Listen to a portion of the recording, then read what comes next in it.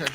Holy Spirit, They better do it, Lord. Holy Spirit, You better get them, Lord. Holy Spirit, Before I get them, Lord. activate. Hey. Activate. Let's go. Holy Spirit, activate. Oh no. Holy Spirit, activate. Okay. Holy Spirit, activate. Okay. Activate. Hey, hey, Activate. Let's go. they say I ain't saved cause I cuss a little bit. But you're the only judge that I need and that's it. They always in my business cause they say I backslid. They read the Holy Bible but they ain't applying it. So Holy Spirit activate. If you do it right now, that would be great. I ain't trying to smack this chick in the face. Don't you see me down here trying to change my way. So Holy Spirit, you better do it, Lord. Holy Spirit, You better get them, Lord. Holy Spirit, Before I get them, Lord. activate. Hey, hey, hey.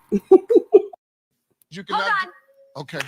Holy Spirit, They activate. better do it, Lord. Holy Spirit, You better get them, Lord. Holy Spirit, Before I get them, Lord. activate. Hey. Activate. Let's go. Holy Spirit, activate. Oh no. Holy Spirit, activate. Okay. Holy Spirit, activate. Okay. Activate. Hey, hey, Activate. Let's go. they say I ain't saved cause I cuss a little bit. But you're the only judge that I need and that's it. They always in my business cause they say I backslid. They read the Holy Bible but they ain't applying it. So Holy Spirit activate. If you do it right now, that would be great. I ain't trying to smack this chick in the face. Don't you see me down here trying to change my way. So Holy Spirit, you activate. better do it, Lord. Holy Spirit, You better get them, Lord. Holy Spirit, Before I get them, Lord. activate. Hey, hey, hey. You Hold cannot. on. Okay. Holy Spirit, They activate. better do it, Lord. Holy Spirit, You better get them, Lord. Holy Spirit, Before I get them, Lord. activate. Hey. Activate. Let's go. Holy Spirit, activate. Oh no. Holy Spirit, activate. Okay. Holy Spirit, activate. Okay. Activate. Hey, hey, Activate. Let's go. they say I ain't saved cause I cuss a little bit. But you're the only judge that I need and that's it. They always in my business cause they say I backslid. They read the Holy Bible but they ain't applying it. So Holy Spirit activate. If you do it right now, that would be great. I ain't trying to smack this chick in the face. Don't you see me down here trying to change my way. So Holy Spirit, you better do it, Lord. Holy Spirit, You better get them, Lord. Holy Spirit, Before I get them, Lord. activate. Hey, hey, hey. You Hold cannot. on. Okay. Holy Spirit, They activate. better do it, Lord. Holy Spirit, You better get them, Lord. Holy Spirit, Before I get them, Lord. activate. Hey. Activate. Let's go. Holy Spirit, activate. Oh no. Holy Spirit, activate. Okay. Holy Spirit, activate. Okay. Activate. Hey, hey, Activate. Let's go. they say I ain't saved cause I cuss a little bit. But you're the only judge that I need and that's it. They always in my business cause they say I backslid. They read the Holy Bible but they ain't applying it. So Holy Spirit activate. If you do it right now, that would be great. I ain't trying to smack this chick in the face. Don't you see me down here trying?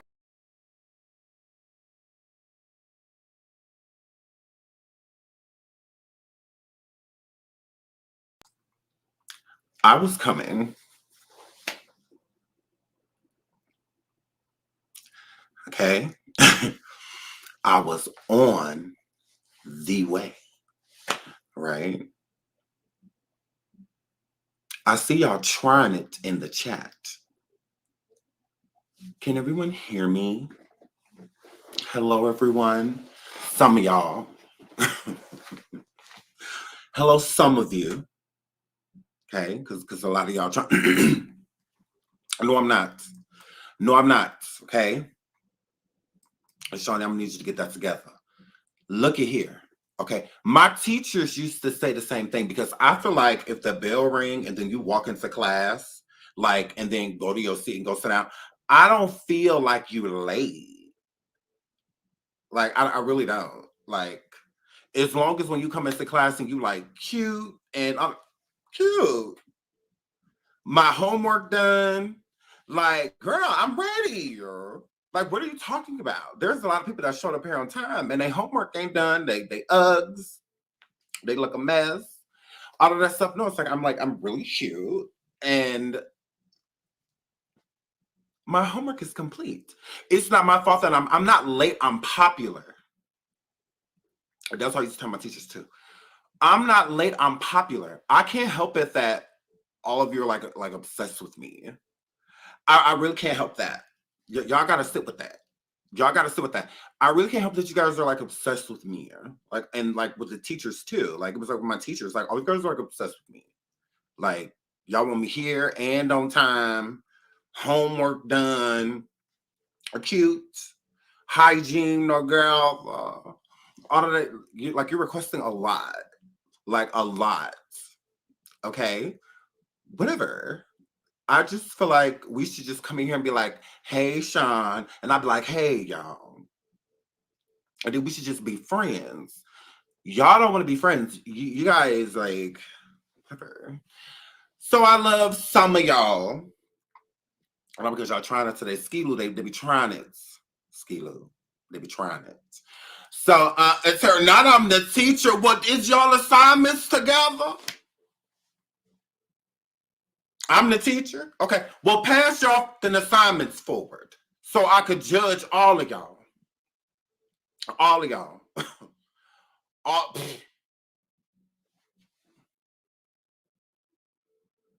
Y'all supposed to be in here quietly reading to yourselves. What that word. Now, I love y'all. Okay? Let's have a good show. Please hit the like. Please hit the like. Please hit the like. Absolutely. The title of the show is Miss Netta Loses 10K After MANIC Crash Out. The Braxtons, episode 2 review. We're going to talk about that. Tank Trolls. Michael Jackson. Now, I didn't put a lot of topics in. One, there's not a lot going on. Celebrities. Celebrities. Please get in trouble immediately. Absolutely. All of you guys are like behaving and it's annoying. I love you too. It is like annoying. Stop it. Get in some trouble. Okay? Because this real boring out here in these streets right now. Okay? I'm like, why everybody want to obey the law and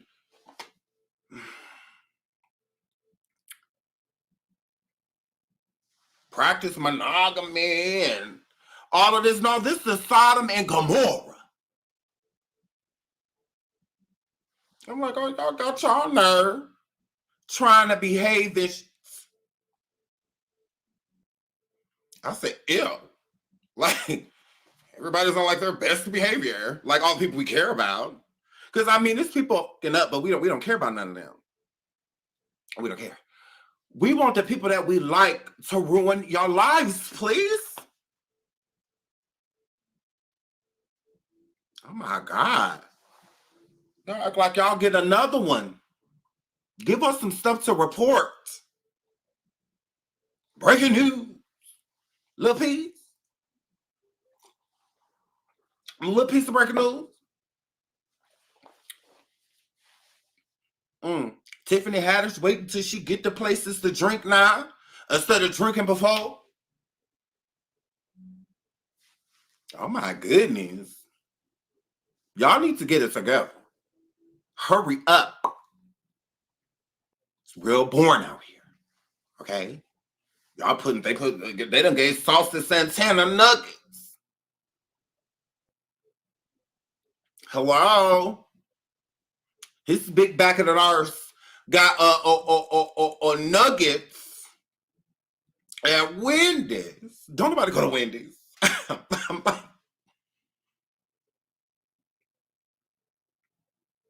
Wendy's is if you really hungry and just so happen to be by it.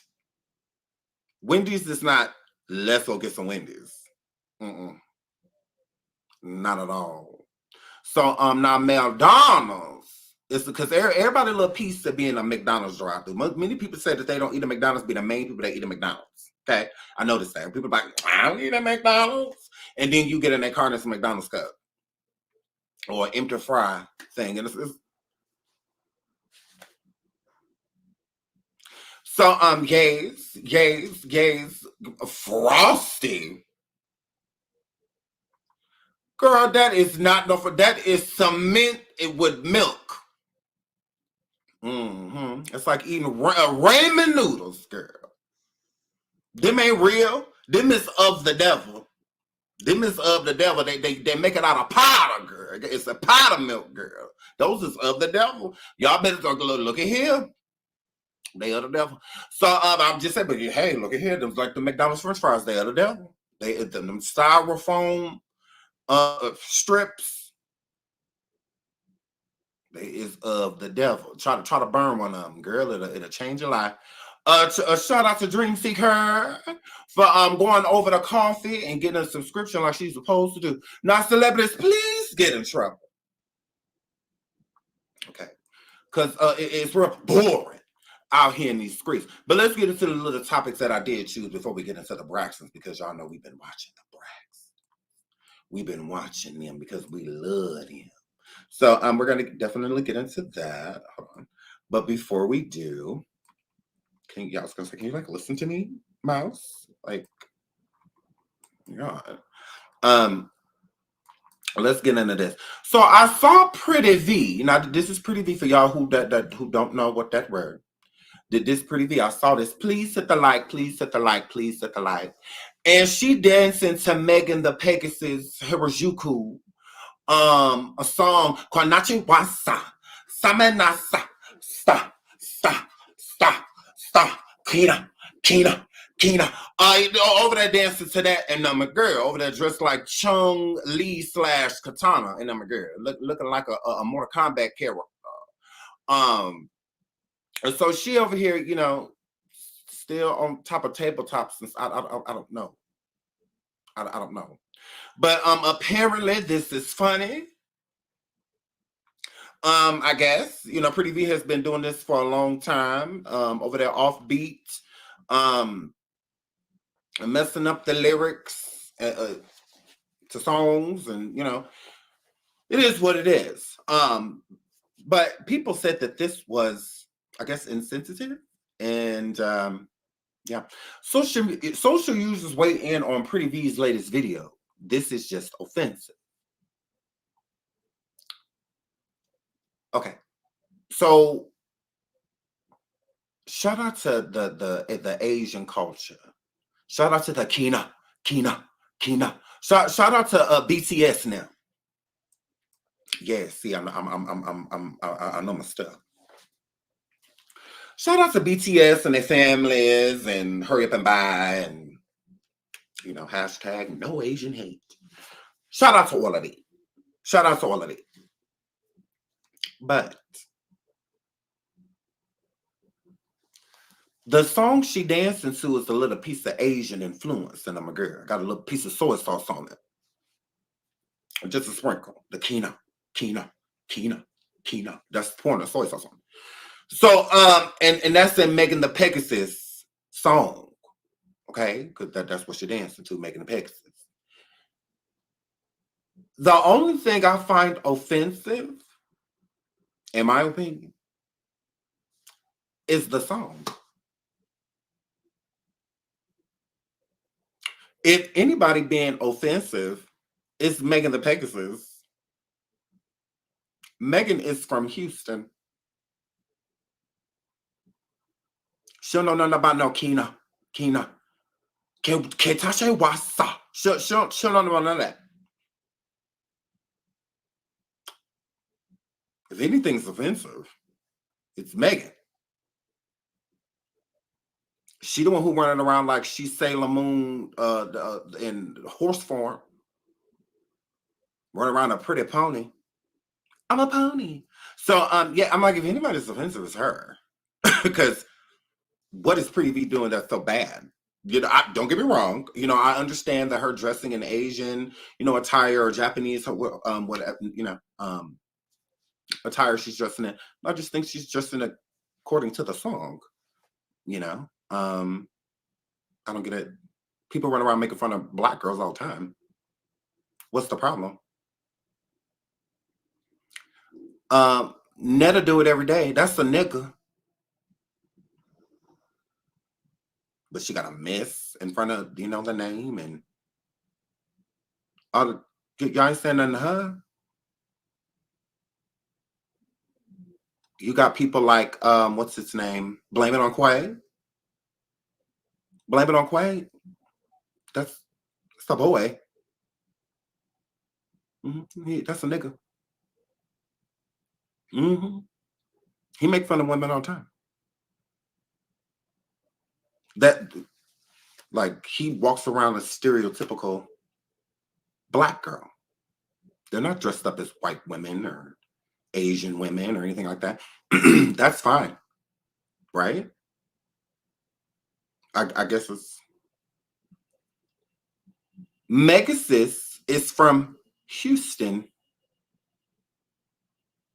She came out, you know, her inspirations was Shawty Low and Slim Thug, people like that, you know. Now all of a sudden, I've always been in the anime. Kina. No, it's giving marketing scheme. Like it's giving marketing, like crossing over to a new audience, like K-pop and stuff like that is really big now. So it's given trying to cross over into what they're doing and whatnot. It's not anything that Megan ever like aspired to, and no. I think that she may have liked certain anime that she watched as a kid, just like me. I watched Sailor Moon, Dragon Ball Z, all of that stuff. But, you know, like with somebody like Chris Brown, his whole career, he's been obsessed with Dragon Ball Z. And I was obsessed with it as a kid too, so I completely understood, you know. But he done had Lamborghinis and his homes and stuff, just big portraits of Goku and, you know, people like that. Like you could tell he's always really been into this. This isn't just him. So if he did a collaboration with the Asian culture, with people from the Asian culture, Japanese or, you know, Chinese, wherever, people would understand it. They were like, oh, okay, yeah, Chris has always been, you know, into this. But when it comes to Megan, no, Megan has never given that, ever. You don't see any home of hers dedicated to any of these people, or, you know, just her really showing love and paying homage to things that she's really enjoyed. Coming up, you don't see that. Talking about it and doing it are two different things. Chris talks about it, but also does it. For his whole career, he's been obsessed with Dragon Ball Z. So if, you know, it would make sense for him to cross over. But somebody like Megasis, no, it doesn't make any sense at all. It really doesn't. So again, if this is offensive, then Megan should be what the people are offended by. I don't feel like they should be offended by Pretty V. Like this, the song is obvious why she has on like a kimono or whatever this is, and whatnot. It's obvious. It's whatever. But yeah, I just feel like it's weird because Black women are made fun of all the time. You got LaQuanda and, you know, people like that. I'm just saying, if y'all not going to be outraged by that, this is nothing to be outraged by. It's nothing to be in the Black community to be, because I can't speak for nobody else. So I can't speak for an Asian or should say Chinese or Japanese or however, just from Asia at all. I can't speak on how they would feel. I'm Black. So speaking from a Black perspective, I don't find this offensive at all. Again, Megan came out with the song. She's not doing this to Savage.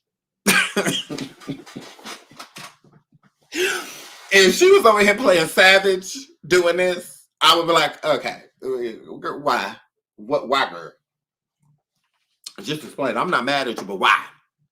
What was the inspiration of you dressing up in a kimono, doing it? Queen bee, wanna smoke by me? Okay. Then I have a question or two. But her dancing to Kina, Kitashi Wasa. Stop. Kina. If all we know is Mortal Kombat and Bruce Lee and Enter the Dragon. And now Avatar the Airbender. Little piece of that. Little piece of I wanna be the very best. We know a little piece. Put that word. So we're gonna be dancing to y'all songs. Y'all gonna cross over here to the Americas. Okay? Okay? Because y'all been over there offending us for a long time. Now, let's not get into this, Asian people. Y'all stole our hair. Yeah. Yeah. We bought y'all hair first. We bought y'all hair first. And then y'all took over the industry. No, y'all cheated. So, and my girl, y'all supposed to be selling the hair. And my girl, y'all supposed to be starting selling it to us, girl. How did the supplier done become the... No. Because we could talk. Y'all talking about we all y'all money. Well, y'all did take multi-billion-dollar industries from us. Little piece. Then y'all start making everything. Can we get into that? Y'all over there using electric and stuff like we didn't make it. Hello? Y'all welcome.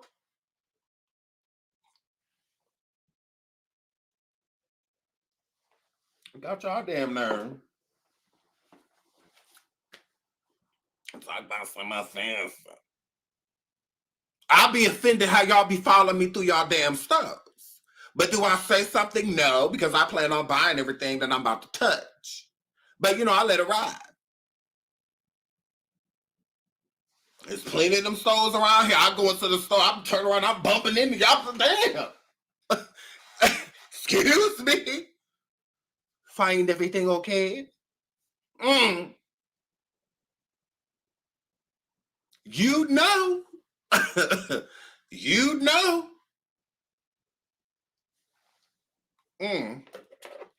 But it is what it is. I don't say nothing, y'all don't say nothing.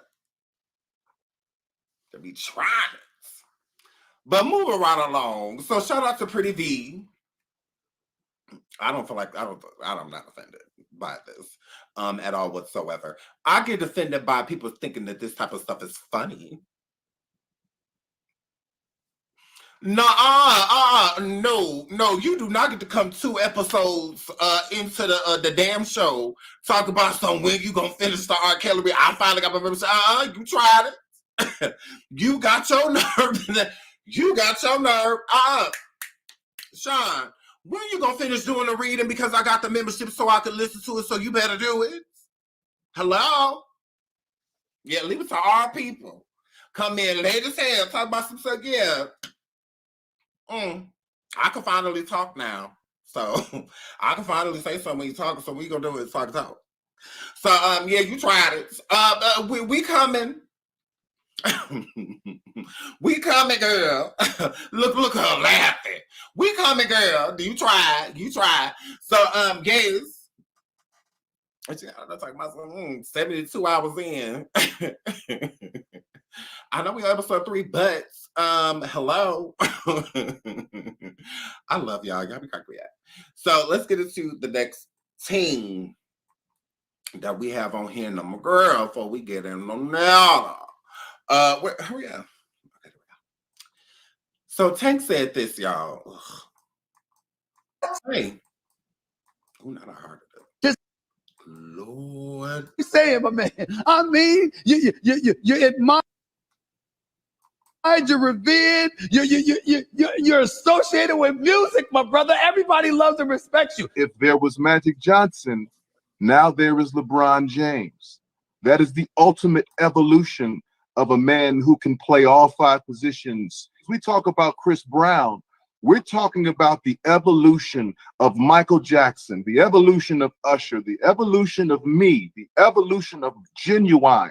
That is what this kid is. Oh, come on, Tank. Come on, man. Come on, man. When I saw Chris Brown perform, he's the best in the world right now. The best in the world, one of one.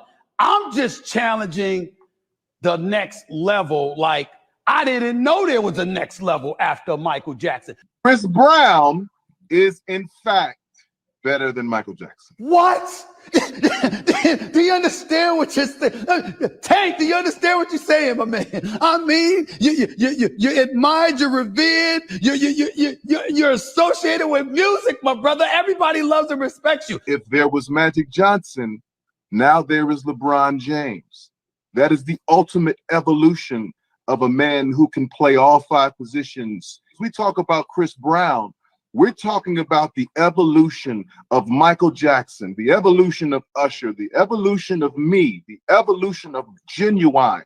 That is what this kid is. Oh, come on, Tank. Tank, come on, man. Come on, man. When I saw Chris Brown perform. Okay, I've heard enough. So,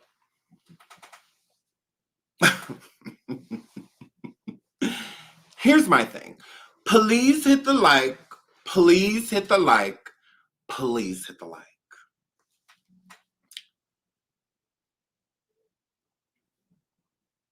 Chris Brown and Michael Jackson are two incredible artists, right? Michael Jackson, God rest his soul, is a legend, right? Chris Brown, no, I'm not even gonna say that. It's the other way around. Yeah, is a legend. And Chris Brown is legendary. He's still here. So he can do more things. He has more time to, I guess, accomplish more things. But when it comes to Michael Jackson and Chris Brown, there is no competition. Okay? Not at all. Michael Jackson is the ultimate artist. The ultimate. There will never be another one. There will never be another Michael Jackson. And there will be no one that will ever accomplish the things that Michael Jackson did. So as great as Chris Brown is, he is no Michael Jackson. Michael Jackson's album is still in the Guinness Book of World Records till this day. Chris Brown has not even made that feat, okay? When it comes to awards, accolades, Chris Brown is not near and will never touch and do the things that Michael Jackson did, because one, Michael Jackson's image, although it was tainted, it's not as tainted as Chris to what he did to Rihanna. So, I mean, because everybody has their history and has gone through things, because a person will quickly say, oh, well, if Chris wouldn't have did what he did to Rihanna, ... And it's the same thing with Michael Jackson. People say, oh, if Michael Jackson wasn't accused of ... then, you know, blah, blah, you know. And so it is what it is. But I do think this, Michael Jackson approved Chris Brown. When Michael Jackson was alive, I remember Chris Brown did like a Sweet 16 party or something like that. It was on MTV. And Michael Jackson called him, but like the call like got disconnected or whatever. But I'm still glad they still got a chance to speak. But Michael Jackson definitely co-signed Chris Brown, that Chris Brown was an amazing performer, great singer, all of that. So, and that's all that matters to me. And that's all that should matter to Chris, is that Michael Jackson stamped you and said that, hey, you are great. You know, that's an award within itself, you know, for Michael, the legendary, the at the time living legend, Michael Jackson stamped you like that. You know, you're that guy. And it's the same thing with Usher. Michael Jackson stamped Usher too, you know, and said like, both of you guys, you know, thumbs up to you guys. So yeah, so shout out to both artists, Michael Jackson and Chris Brown. I don't think it's the time to cause like a division and argue, because Chris Brown is a great artist. Like, he a great artist, great performer. I'm not going to take that from him. But when it comes to Michael, there is no comparison. And one thing I love about Chris Brown is that he does not compare himself to Michael Jackson to state that, you know, I feel like I'm bigger than him now, or I'm this or that. I love that about Chris. I think Chris really respected Michael, and Michael inspired him to become who he was, you know? So it's kind of like looking at your parent and telling your parent, I'm better than you. You know, what that's insane. I think most people just, you know, love their parent and appreciate all the support, and inspiring them and being their inspiration muse to do what they do. So, yeah, I don't think that was a good look for Tank to say anything like that. Michael, again, no, there will never be another Michael Jackson. It's like comparing someone to Whitney Houston and stuff.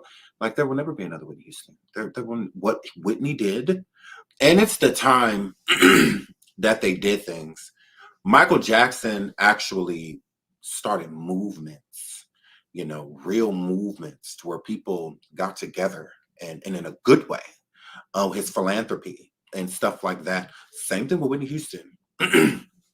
When Whitney Houston did that national anthem, it was in a time to where this country was at an all-time low. Spirits were really down. And her coming through, doing that national anthem, changed the energy in the world. Like it shifted, you know, how people felt. Like her voice gave people hope. You know, for real, like for your voice to give people hope, for your voice to wake up millions and millions and millions of people, that's legendary. Like, and not everybody has had moments like that. Michael Jackson's Super Bowl alone, his first performance that he did at the Super Bowl, there were so many people that had fainted that ever since that show, they didn't allow people to come back to the field because of how many people fainted because Michael Jackson was on the stage. Chris Brown has never had that type of appeal. I love Chris Brown down, but people would faint at the sight of this man. I mean, rows and rows and rows and rows of people on the ground in the front, all because he was near them. Michael Jackson will come onto the stage and the crowd would roar. Like it would be so loud that Michael would have to sit there and wait. Notice with the majority of Michael Jackson's performances, when he pops onto stage, he literally has to wait because ain't no saying, okay, calm down. Like there is no, the only other person I've ever seen have that type of appeal, Beyonce. When I went to Beyonce's Renaissance tour, and if you notice in each city she went to, when Beyonce says hello, because she does it at the beginning of every show, she said hello to the city she was in, the crowd would roar. Like they would roar. Like, and it would be so loud that Beyonce would just have to sit there and wait because there's no controlling it. There's no like, calm down. And there was plenty of people queuing, you know, the audience to, you know, but she just has that type of impact to where people just like, oh my God. Like, I mean, it was crazy. I was just like, wow, like it was crazy. And you have to experience it. So it's different seeing something versus to being there, you know, being a part of it. So yeah, I mean, it was when you are that loved, you are global, and Chris Brown is global, just like Michael Jackson was. So Chris Brown is his own legend. He's in his own lane. I don't feel like there's a need to compare because if you can't accomplish what that other person accomplished, then there's no comparison. That's how I look at it. That's how I look at it. If you can't accomplish what other people have accomplished, why are we comparing? There's no comparison. There's no reason to pin Chris against Michael either, because both are outstanding artists in their own right, and there is no comparison. I understood back in the day when people would compare Michael Jackson and Prince together, they were coming up at the same time. So the accolades, they could collect the same ones, you know. Michael Jackson and Chris Brown are two different genres. If anything, Chris Brown is this generation's Michael Jackson. You can say that. I would agree with that. I would agree if a person said Chris Brown is today's Michael Jackson. Agreed. 100%. Performing, singing, all of that, correct. I would say that. But even their styles were different. You know, Michael Jackson was a very sensual, sexual person, but he more so focused on his choreography more than anything in his breakouts, you know. Chris, I think, put more effort into it when dancing was more of a thing. People have really stopped dancing. You know, it's more so of phases and the little viral dance.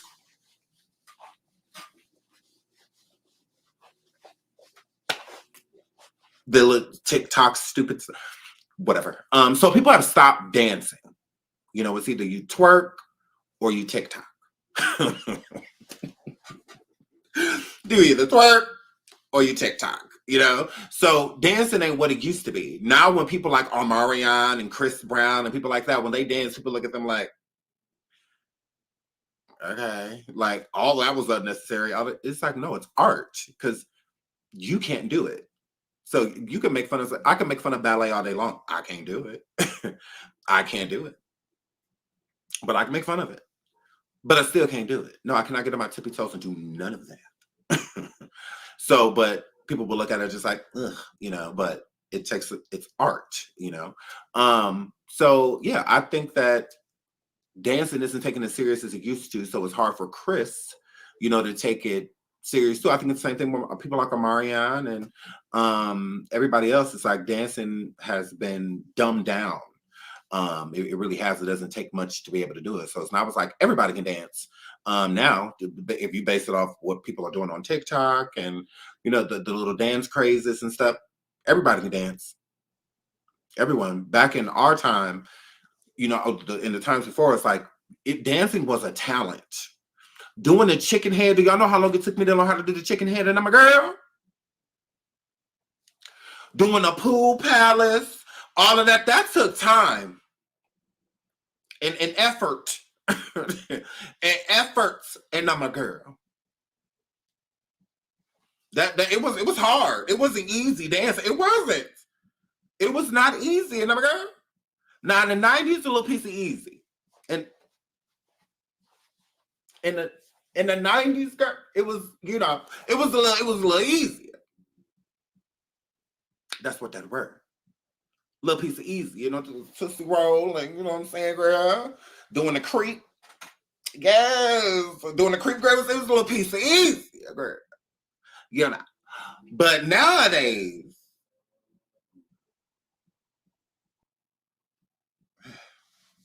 Girl.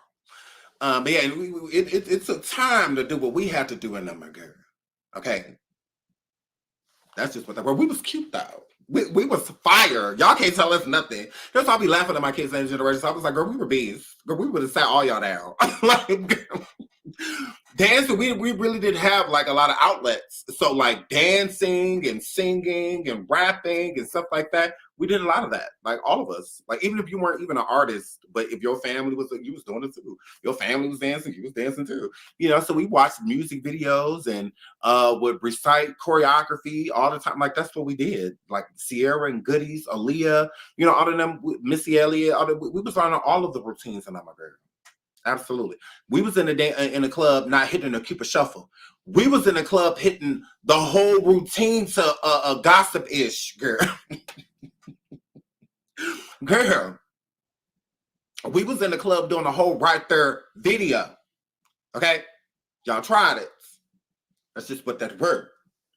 So, yeah, it was different and all that. The clubs used to be jumping. You know, I was like they was jumping because everybody could dance. And if you could have danced, you was learning how.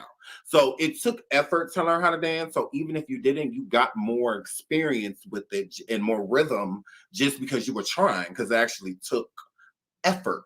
You know, now we really don't. It's just really dry and we'll pass. So yes, moving right along because our twerking, we just twerk, we did the wall twerk, you know, the dudes that lean against the wall, and then the girls, you know what I'm saying, they come over real, then they come like throw it on us, but they throw it in on my girl. That's what that was called, the wall twerk. Okay, so it was different. The juke parties and all of that, like it was lit. The juke parties, girl, like it was good, yeah. So it was an experience. You know, you kind of just had to be there. You know, I miss dancing. I want to go on to like TikTok and stuff and us just dance. Just every day, like people want to get a good way to work out real quick. Like get people that make for like 30 minutes to an hour, and just move around and just dance and just do like old dances and stuff and all of that stuff. Just to like remind you of when you were a kid and teenager. And all that. I think that would be fun. And it's also a way of being active and losing carbs and whatnot, get your heart pumping, that blood and all of that good stuff. So I really want to do that, go on TikTok and do that and just like have, you know, it's like the 80s babies club, you know, or a 90s babies club. No, gross. 80s babies, 70s babies, 60s babies, you know, 50s babies. And just listen to the music that y'all used to listen to and you know, stuff like that would be fun. Y'all could teach me, you know, like the dances from back in the day, and you know, all that. It would be fun. So yeah. But dancing is in us. We just stop because we have to become adults, and it's like gross. But that teenage person it's still there. Okay, it's still there. We just have to suppress it because we got all of this other ish going on in our lives. But it's always there. That thought.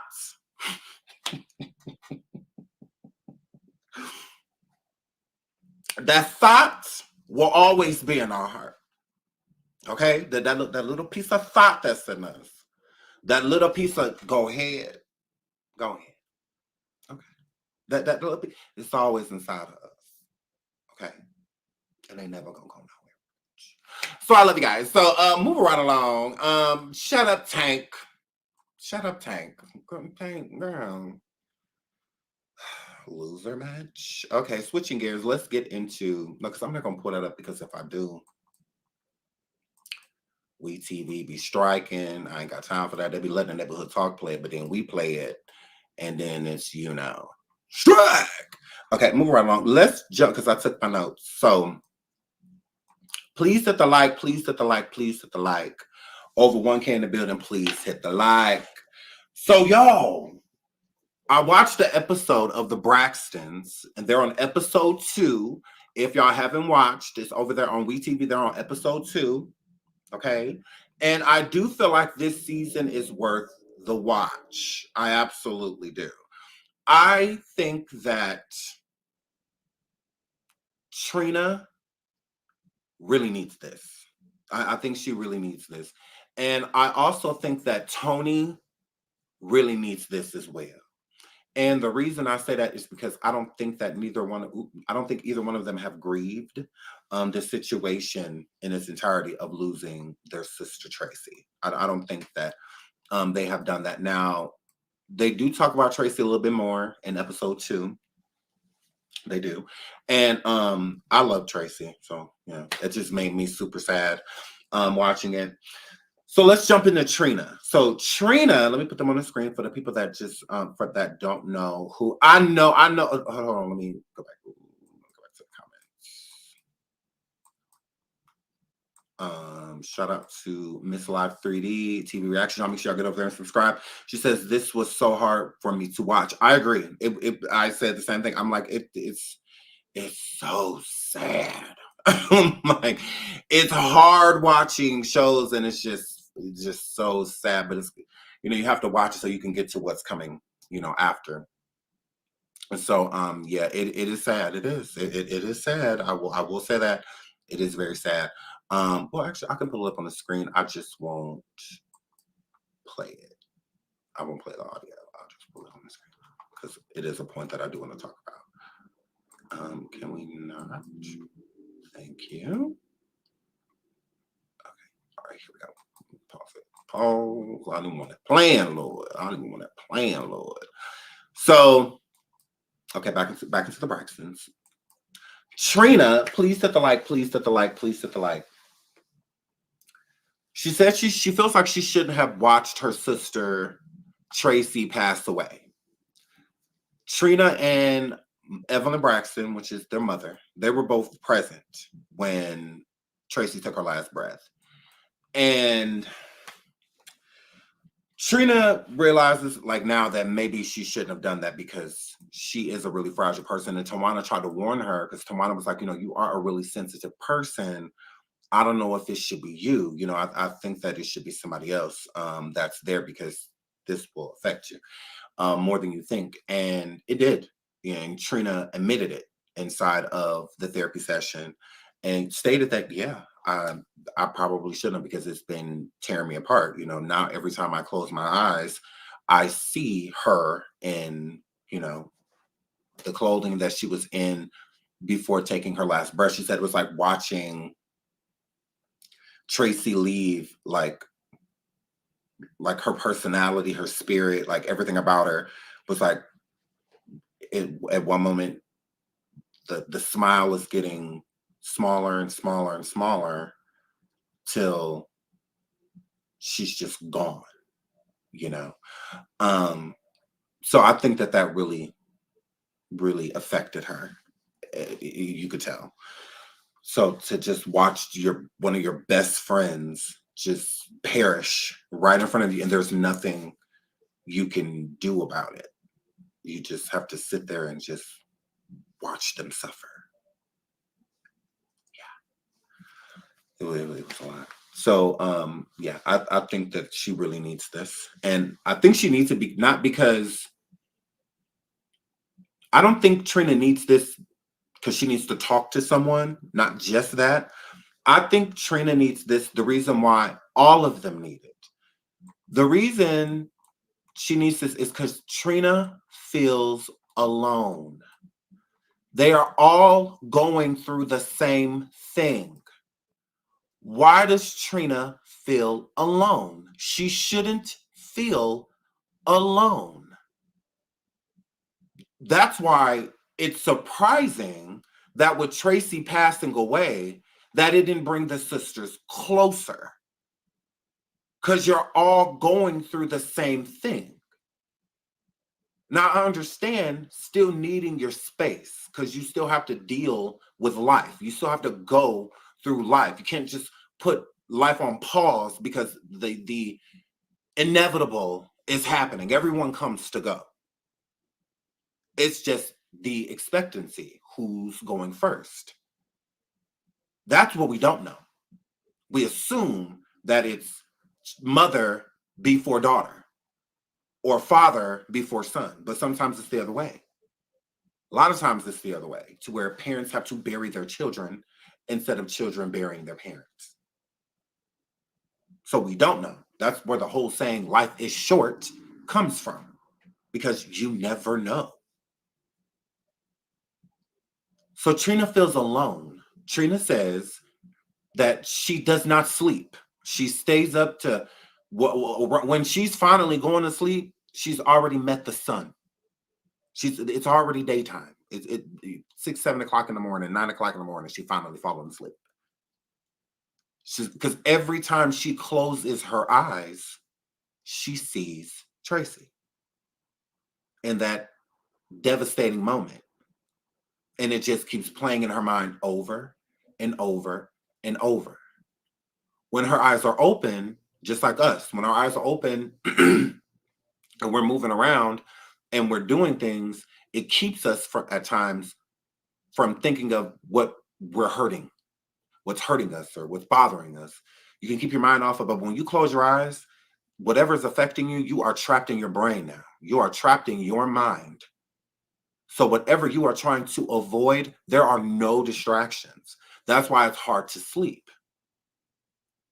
Trina says she makes sure the TV's on and things like that, because she does not want to be trapped in her own mind, basically. I don't want to be in the mental space to where it's silence, because the noise is just a bunch of bad thoughts, feelings, regrets, shoulda, coulda, wouldas, just missing her friend, missing her sister, watching her sister suffer, the person that brought a lot of life into it. It's a lot. It's a lot. It's noise. And she doesn't know how to deal with it. Like in R. Kelly's book, he said that he will put things into this little brick box. She doesn't have a little brick box. She's really reliving these moments, and it's been 2 years at this point since her sister had passed, and it's still, she's not okay. She's just not okay. And I think what makes it worse is that she feels alone when her and her sisters are all going through the same thing. So she shouldn't feel alone. She really shouldn't. And a lot of the feelings that she was expressing, she didn't really say anything to her sisters at all about how she was feeling. And we do that because we don't want to burden people. We don't, everybody's going through. So, but I think that she needs to feel, all of them need to feel safe with each other, to feel like they can come and bring this information to each other, because they're going through the same thing, but they're also going through other stuff too. And that's the stuff that needs to be pushed to the side, but they're not. So it just creates all this turmoil and the sisterhood to where everybody just goes to their own corners. You know, Trina and Tawana go to their side of the world. Tamar and Tony go to their side of the world, and Evelyn kind of travels in between, but more so with Tamar. So they're just divided. They're all divided, and they shouldn't, because they need each other now the most. See, I did notice that. So shout out to Trina. I love Trina. I just felt like that was really sad that she felt that way. Shout out to Tony. Tony, the vibes that I got from Tony is Tony was feeling that she feels that her sisters, that she should have passed first. Tony feels like, hey, I have lupus. I always intended on me, and as well as me being the older sister, I always thought it was going to be me. You know, it was supposed to be me. It was not supposed to be her. Because Tony said where she is in the grieving process is angry. You know, she's upset. 2 years later, and she's still mad because she feels like she should have died and not Tracy. Sorry. And not Tracy. It shouldn't have been her. She truly feels, I really felt that in Tony. I really felt that Tony felt like I should be gone, not my sister. It shouldn't be her. I'm the eldest. I've been on the earth the longest. You know, all of that. It should be me, is what she was giving. So yes, very so much, especially with survivor's guilt. I felt the same way. Yes, I'm like, yes, she, poor thing, because she's like, I'm the one with the diagnosis and stuff. I'm supposed to be the one that's gone. So since she survived Tracy, she feels like, you know, it should have been her. Okay. But honestly, Barbie Doll Princess, there's nothing to fear. If you do, I pray that you don't. But even if you do, people with lupus live very long lives. Very long lives. Look at Tony. You know, she's a definitely living proof that people with the lupus diagnosis live. You know, you can live a long, beautiful life. So you don't let it be something that will weigh you down or make you feel like a burden. I'm a firm believer that God does not give us anything that we can't handle. He doesn't. Even with Tracy and passing away, I believe it was time. It was time. It was time. It was just her time. Because we all come to go. We are all not guaranteed anything. So, but yeah, I just think that, you know, yeah, just it's not a burden. If you can handle it, you wouldn't have it.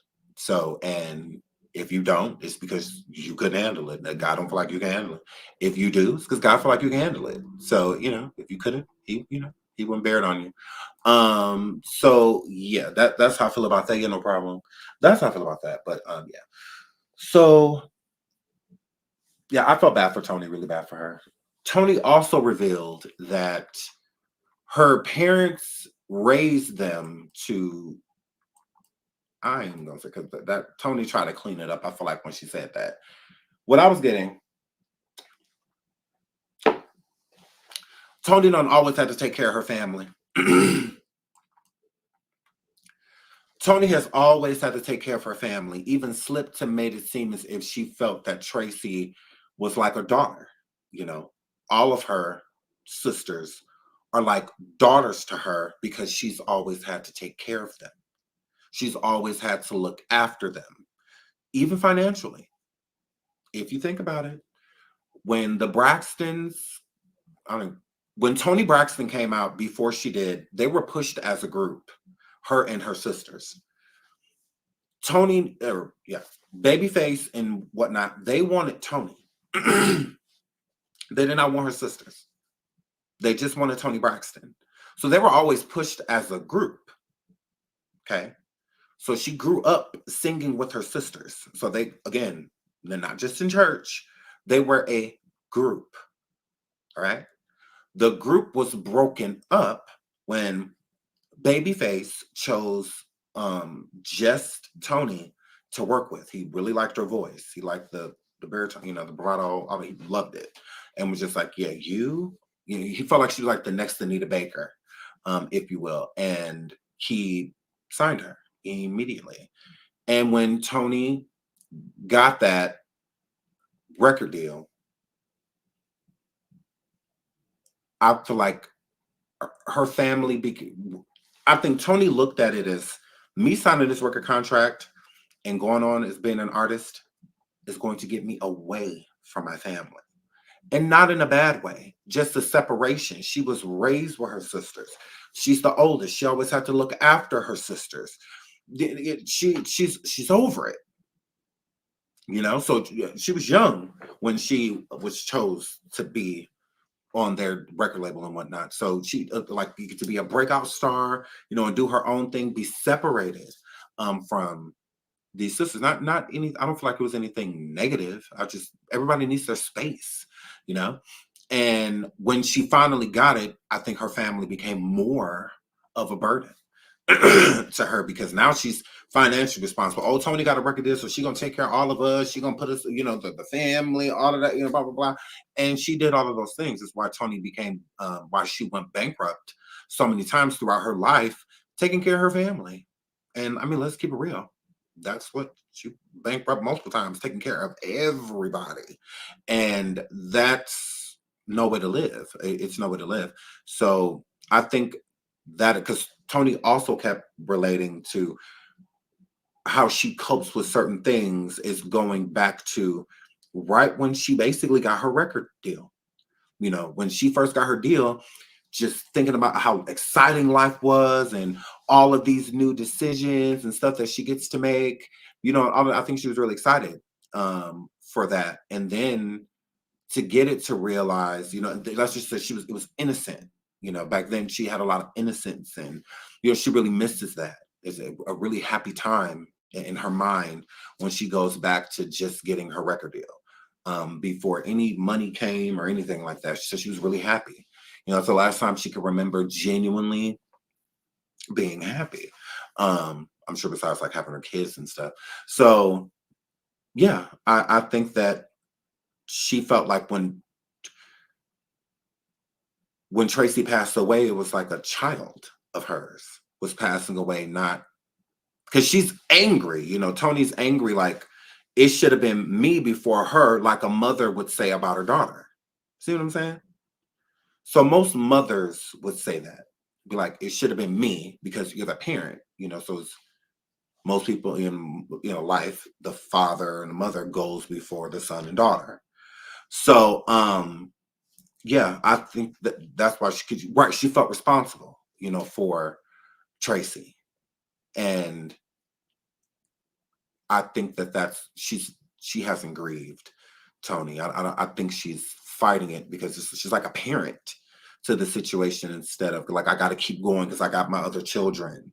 And I think that's how she looks at her sisters. You know, I guess still got to keep going for Tracy and my other sisters, you know.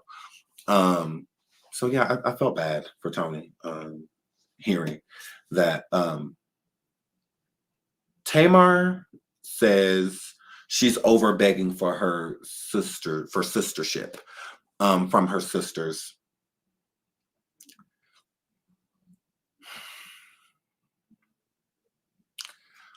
Tamar kind of annoys me. Like,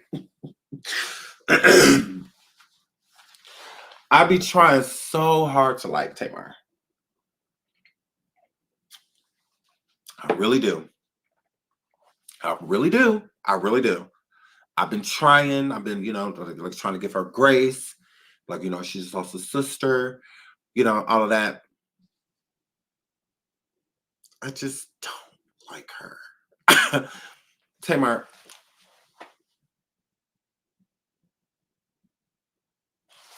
I just don't like her. Like, I just don't like Tamar. So Tamar makes it seem like she's always reaching out to her sisters, None of her sisters really want anything to do with her, basically. They're always ignoring her calls. They're not answering her text and all of that. So, of course, everybody calls her out. Tony calls her out. Trina calls her out. Tawana calls her out. They're all just like, yeah, no, girl. We do answer your calls. We do answer your texts. Like, we do. We do come and see you. We do all of those things. Like, girl, don't do that. So... it was annoying. I will have to say, it was annoying to make it seem as if, you know, I'm the sister that's always trying and all that. And another thing that was really irritating me with Tamar kept saying that she already had grief counseling for Tracy. Tamar, because I was gonna cuss you out, but I'm not gonna cuss you out because you're just so simple. Grief counseling alone is different from grief counseling with your family. All of you are going through, okay? So when you go sit into grief counseling, because you know how you're a narcissistic brat, when you go sit in grief counseling alone, you get to do your favorite thing, talk about you. Yeah, you get to do your favorite thing, which is talk about Tamar. No distractions, no interruptions, nobody else's feelings being, you know, met but yours, you know. Then when you sit with your family, it's not about you, it's about everyone, and that's what you don't like. You don't like that. Everything gotta be about you, Muppet. Everything, all right? Because every time you open your mouth, it always gears to you. Always. It always finds a way of making it onto something. You can even start off by pivoting just to go into you. And it's not about you. Because that came out of nowhere when she was when she says, I'm tired of asking my sister for sistership. And Tony called her out. Tony was like, Tamar, what did you say? Like, what do you mean by that? When you say that, what do you mean? So then Tamar, you know, kind of elaborates and say, you know, I'll be contacting you and, you know, trying to, and her and Tony live in the same state and city too, I believe. I believe they both live in the Los Angeles area. So, hello? Like, what do you mean? Like, y'all too close to not be seeing each other. But Tony told Tamar, you know, well, I apologize to you if you feel like you have been doing, we know Tawana has alopecia.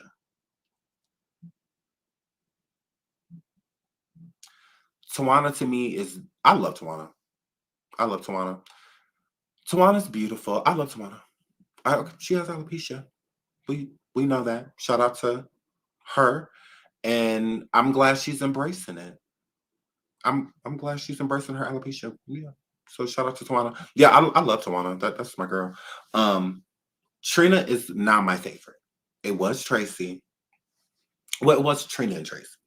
It was my freaking frag. But not because I just love Trina. I've always loved Trina. Trina is such a hoot. When I say husband, I got that from Trina. I got that from her. I got that from Trina Braxton. Because she used to say husband on the show. The Braxtons was my Kardashians. That's how I looked at them. I loved their show. When all of them, when it first started, was the best. It was so organic. I just love all of this arguing and bickering and stuff. It's annoying. I miss watching them go hang out with each other. They would go to in carnivals and dinners and have pajama parties. And so I like when they get along. Like, okay, this is cool, little drama. We get a drama sales. But we like to watch them get along. That was a beautiful thing to watch. You know, all five sisters laughing and kikiing and singing with each other, making up songs and lyrics. And, you know, we love their chemistry. when they were together. We loved this. I wanted to be there with them. Like I loved the show. I would watch, and that's what Tamar don't understand. I was the biggest Tamar fan. I was in such support of her. When I heard Tamar sing, I'm like, where the has she been all my life? Like, oh my God. I'm like, she's incredible. I was such a big fan of her. And that's why they say don't meet your heroes. Because I was a huge Tamar fan. I like that she was, not ghetto, but just fiercely her. She lived out loud. Anything that inspired her, whether it was lingo, dancing, singing, anything like that, she would do it. And I appreciated that because that was her being authentic. So yeah, I was the biggest Tamar fan. She came out with Love and War, all of that. I was just like, oh my God, like she was incredible. And then I got to know her more, by watching her and by watching her movements. Tamar is just, I don't know. I just don't feel like she's a good person. I don't. I just, I don't. It sucks because I was a huge Tamar fan. Loved her. Like I had all of her music. Still do listen to her music. Great artist. I still root for her musically because the girl got pipes. Tamar can sing. Tamar is a star. She is a star. She is. Tamar. She got it. She got it. And that's one thing that I loved about the Braxtons because they were actually talented. Unlike the Kardashians, the smuts that just sat over there and made it big to lay on your back to certain men, and you can get paid for it, stupid black guys, and you can get paid for it, girl. I wasn't into them. They didn't have any talent. There still to this day isn't any talent over there. It's like, follow them for what? Like what do you keeping up with what? Like, what do you mean, like materialistically keeping up with the Kardashians? Because they're all soulless. It ain't a soul on the camera. So, I mean, but the Braxtons it was 5 talented women. All 5 women can sing. They can act. And they're beautiful. So it was amazing to see that because we didn't have it. Everybody was looking up to the smuts, the Kardashians, we're famous because our sister laid on her back and sewed the black eye and put on makeup during the sex. So gross. But these women are actually talented, and it was amazing to watch them. So yeah, I don't want people to feel like, my energy for Tamar is me just being a hater. No, I really liked her. I really did. I was a really big Tamar fan, and just her personality is just such a huge turnoff. Like it is just such a ugh. But let's keep going. Tony and Tawana having grieved. That is a note that I wrote down, and I truly believe that. I feel like Tawana. I don't know. I don't know if it's like truly like hit her. Yeah, sometimes it can take years for something to actually hit you. I remember when my grandmother passed away, it really didn't hit me until like 1.5 years later. It was a video that someone had shown, and it was of my mom. Like, it still makes me sad. It was of my mom, and my mom was like early 20s, and she was standing outside on my grandmother and grandpa's porch and of their house, and I don't know, I just like broke down. That's when I knew, I'm like, okay, I'm finally grieving. Like, I'm finally like accepting that she's gone, because what made me sad is that I knew that she was alive in the house in the video. I'm like, in this video, she's alive. She's not gone, but I knew she wasn't going to come out because I'd seen the video before. But the last time I had seen it, she was alive. So then not seeing it when she's gone, it was a whole nother situation. So, and that took a while for me to grieve, because like Tony said, which another thing I agree with, Tony, I repeat, Tony Braxton is going through a lot lately. We don't give up what she's going through. You go pray for her. Yeah, we don't give up what she's going through. The world is going through. 4 sisters lost a sister, and let's not forget that they have brothers as well. So yeah, and they are all going through. Plenty, all of them. They're all going through. Tamar is no exception. Ain't nobody about to kiss her arse. Don't nobody feel sorry for her. None of that. The world is going through. We're not about to pause because Tamar Muppet Braxton want to be a brat, run live, crashing out, married, then single, then married, still want to beef with her sisters and all of that after a sister just died. All of that get we went with Tamar. Don't give a what's she going through. You gonna pray for her because they say everybody not supposed to pray for everybody. They're not. Because you may sit there and pray blessings for Tamar. I may pray that her brakes go out coming down the hill. So yeah, don't tell me to pray for nobody. Like, girl, I know who I want to pray for. Because I do. Nobody about to excuse Tamar. Tamar is 40. Like, you can't call somebody 40 a brat.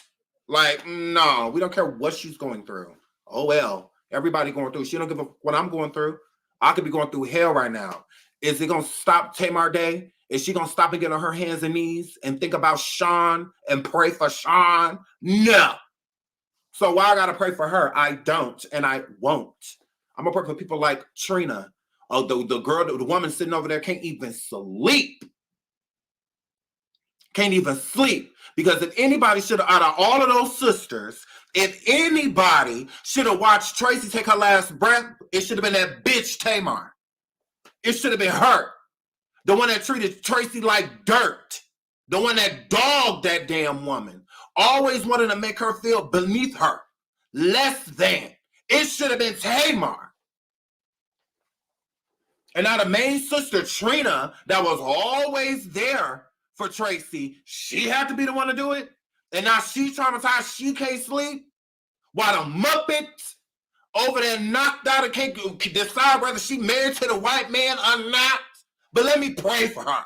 Because her privileged arse is going through so much. Girl, you go pray for her. You waste your time over here with the heathens. You go pray for her. Because I was going to let you rock, but you keep spamming in the chat like we don't see that dumb shit you said now. You already said it. It was dumb when you said it the first time. Like, you go pray for her. Nobody praying for her. Girl, bye. I don't wish no ill will on her, but she's wicked. So until she changed that heart of hers, that hole with an ice pump in it, she going to keep going through this type of shit because she's evil. It's just, that's what she is. She evil. She's evil. That's simple. Like, girl, you always the common denominator.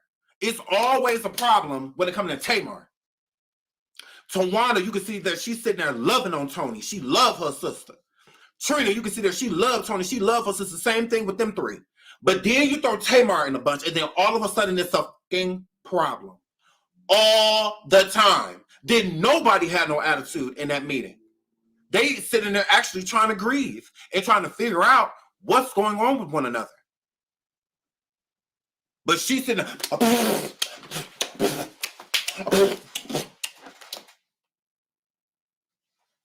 Girl, you about to be 48, 49 years old.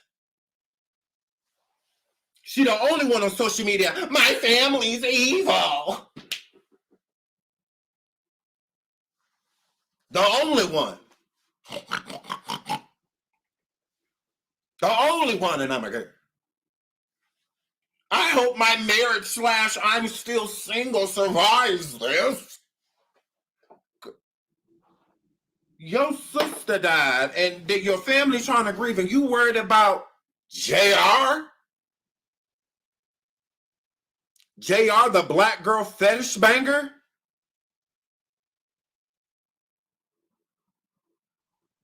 We can see where your mind at.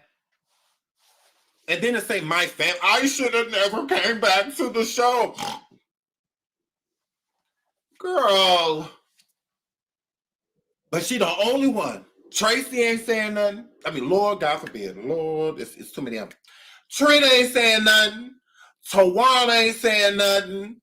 Tony ain't saying nothing. Hell, Evelyn ain't even saying nothing. But leave it to the Muppet. Leave it to the Muppet.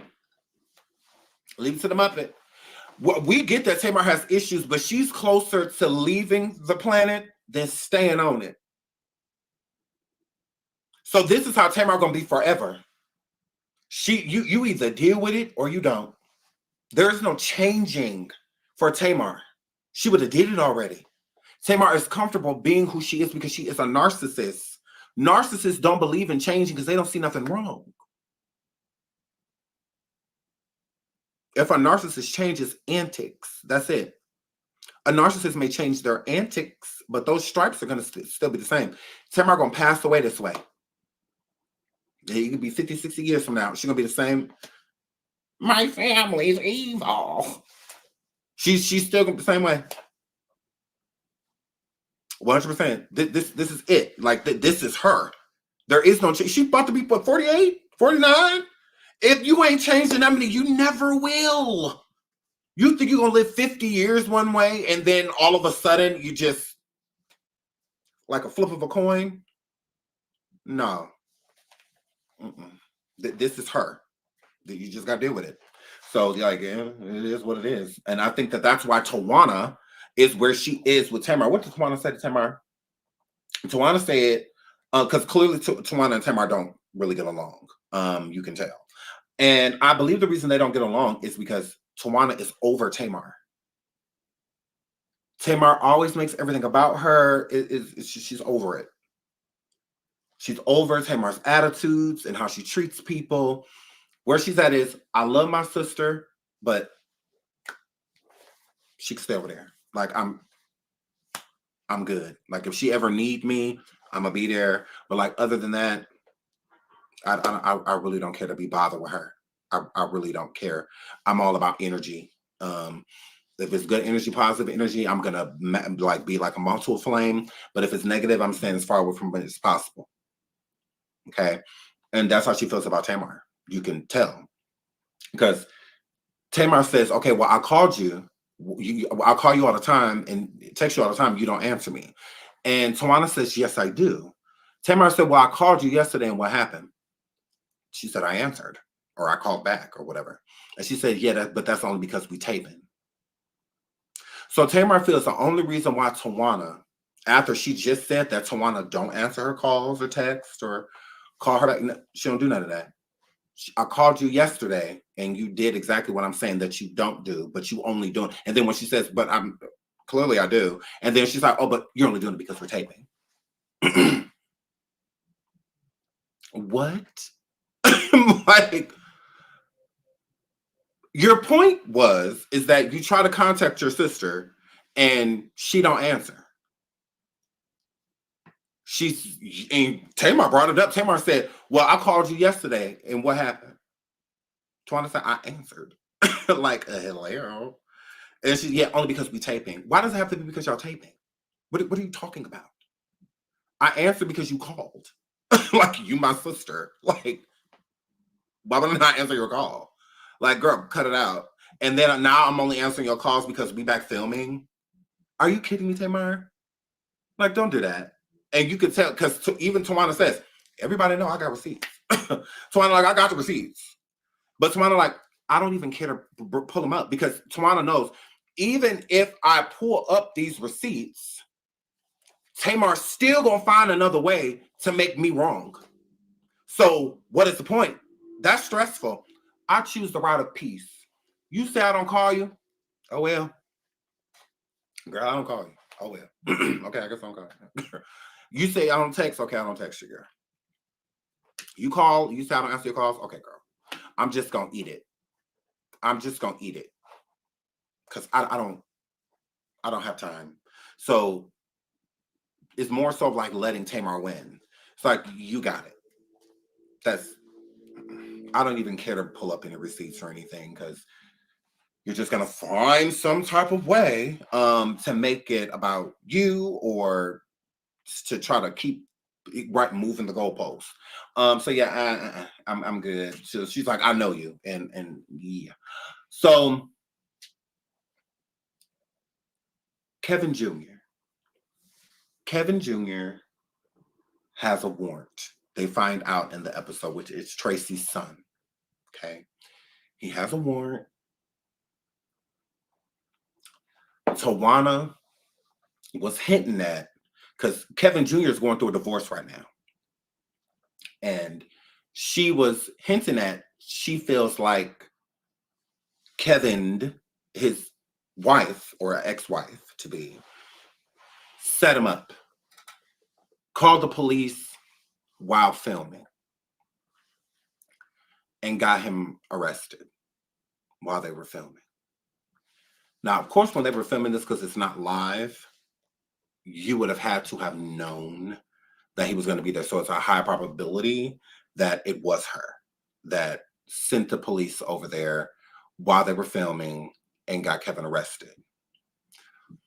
I think it was his ex-wife, yes. I think Kevin's ex-wife called the police over there because they are feuding, and Kevin is not fully letting everybody know what's going on. And I mean, and that's okay. It's his business. But I do think that there's a lot of conflict going on. And another thing that I think too is I think she may be upset that she's not filming because she used to film with Kevin. She used to. And I think she's mad that he's going to get paid a check and she's not getting paid to do the show. And I think that she feels like maybe left out because she's like not a part of the storyline, or maybe wants to be involved with the show still. Or maybe she feels left out. Like, well, I knew Tracy too. That's my child's grandmother. Why wasn't I asked to be a part of this? So the audacity of you to sit over there and do the show without me, I'm about to pop you. It could be something like that. What was the warrant for?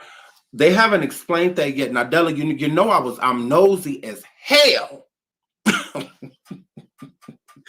So when Tawana went to call, I'm like, yeah, go and call him, girl. I'm sitting here like,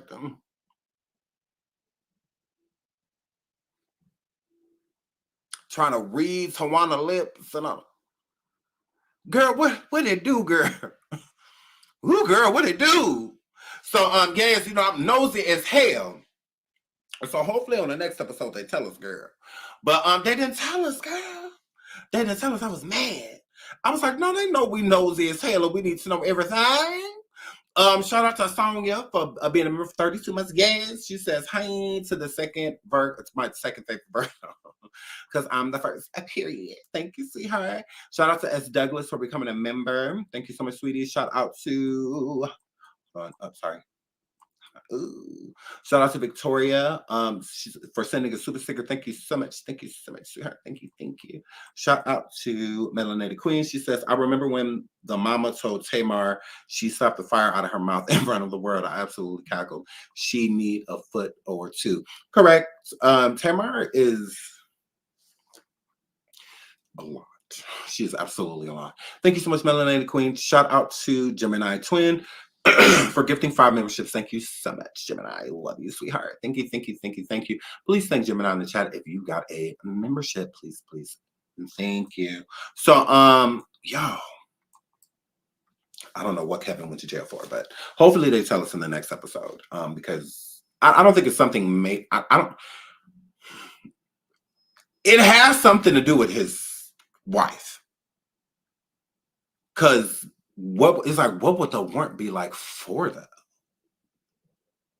And I don't know, because they said setup.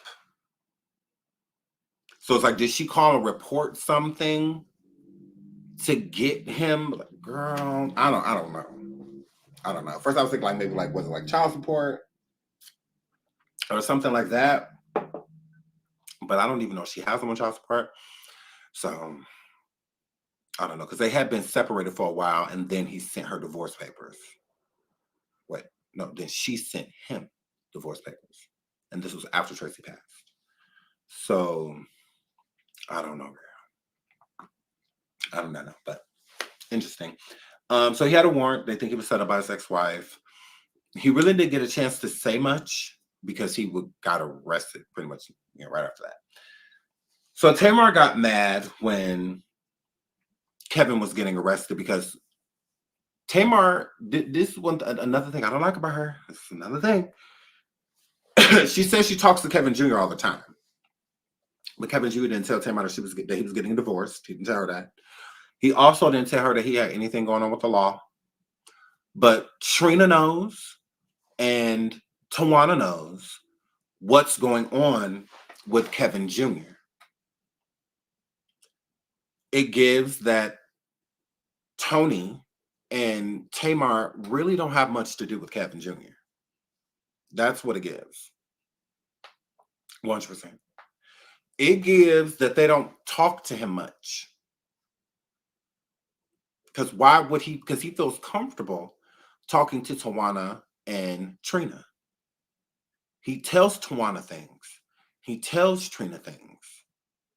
I think it's because of the closeness that they had to his mother. Tawana and Trina spent a lot of time with Tracy, so Kevin Jr. became really close to them. That's how I feel. He knows that his mom trusted them, so he trusts them as well.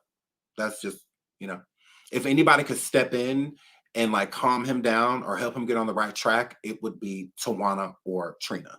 But I would say more so of Tawana, because Tawana is more, she's in a better place right now. Trina, I just think poor thing, she just got a lot of stuff to work out with herself, internally.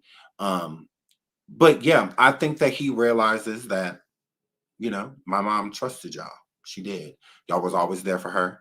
Y'all were always around her. I was always around y'all growing up, So yeah, I think that that's why he tells them, but he'll talk. I believe that Tamar does talk to him, but I don't think he talks to her about the things that are important that are going on in his life. I think it's more so them just, kind of just shooting the ish. Just being like, oh, hey, how are you? How's everything been? Blah, blah, blah. Maybe your mom. Have you talked to your dad? Just little, surface, level things. And then when he talks to Tawana or talks to Trina, I think that they really bring out what he's feeling. He feels safe. He feels comfortable, telling them what's going on. Like, hey, auntie, I got this going on. Or I got some papers. I think I'm about to get divorced. I think he'll talk to them. I don't feel like he'll confide in Tamar or Tony because he don't really know them. I think he knows of them. Like, these are my aunts. I'm sure y'all have aunts or uncles that y'all don't know. Like, y'all know of them. Y'all seen them before, whether they live out of state or something like that. But you see them in like gatherings. But other than that, you don't see them. They're distant. You don't see them. So that's how it is, with Tamar and Tony. I think they're like distant aunts. And Tawana and Trina were like the aunts he grew up with, that like had a helping, because it takes a village, had a helping raising him, babysat him, things like that. And so I think that's how you just feel a lot more closeness. Like grandmothers, if your parents aren't together and you go hang with usually you like your mother's side more. If you spend more time with your mother, and you spend more time with her side of the family, you're going to be way more, you'll do stuff for them that you won't do for the distant people. For your close-knit family, you'll fight for them, help them pay their bills, feed them, shelter them. You'll do all that stuff. But for the distant ones, you kind of like standoffish. It's kind of just like, well, I don't really know them like that. Blah, blah, blah. We related, but, I don't know them, girl. So yeah, and there will be certain information you relate to the people that you know and that you're comfortable with before you say it to the distant people.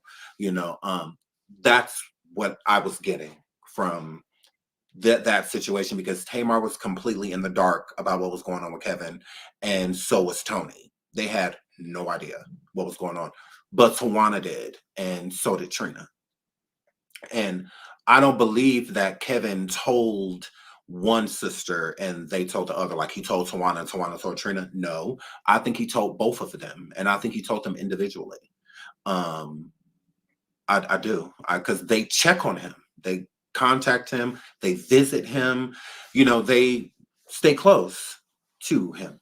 And I don't think Tony and Tamar do, and they are busy, so I'm not going to make it seem like, Tony slacking or Tamar slacking on being around Kevin. I'm not saying that at all, because I do think that they care.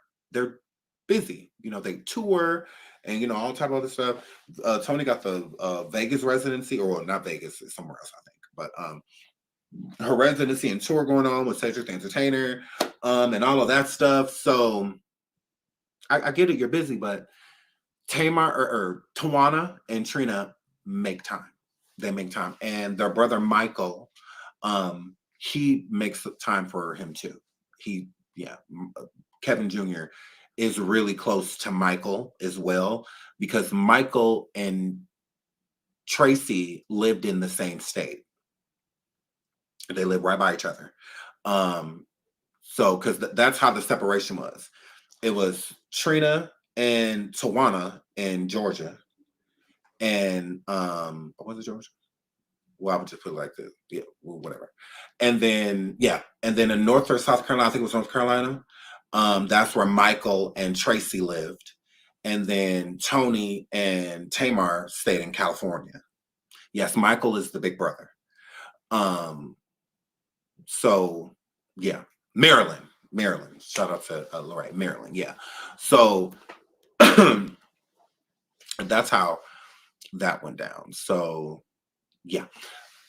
I think that it's just the distance that makes Tamar, because Tamar's like, I feel like y'all keep secrets. And they're like, girl, nobody keep those secrets from you. If just like he called and told us, he could have called and told you. So if he didn't call and tell you, then Killer King wants you to know. Like, it's his business. So that's just what that were. Are we ever talk about Tawana being tired of Tamar's negative energy?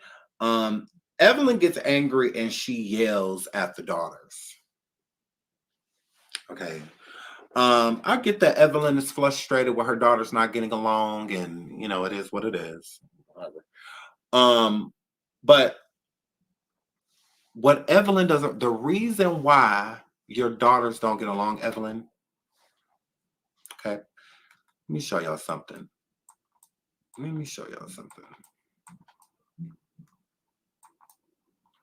What's missing from this picture?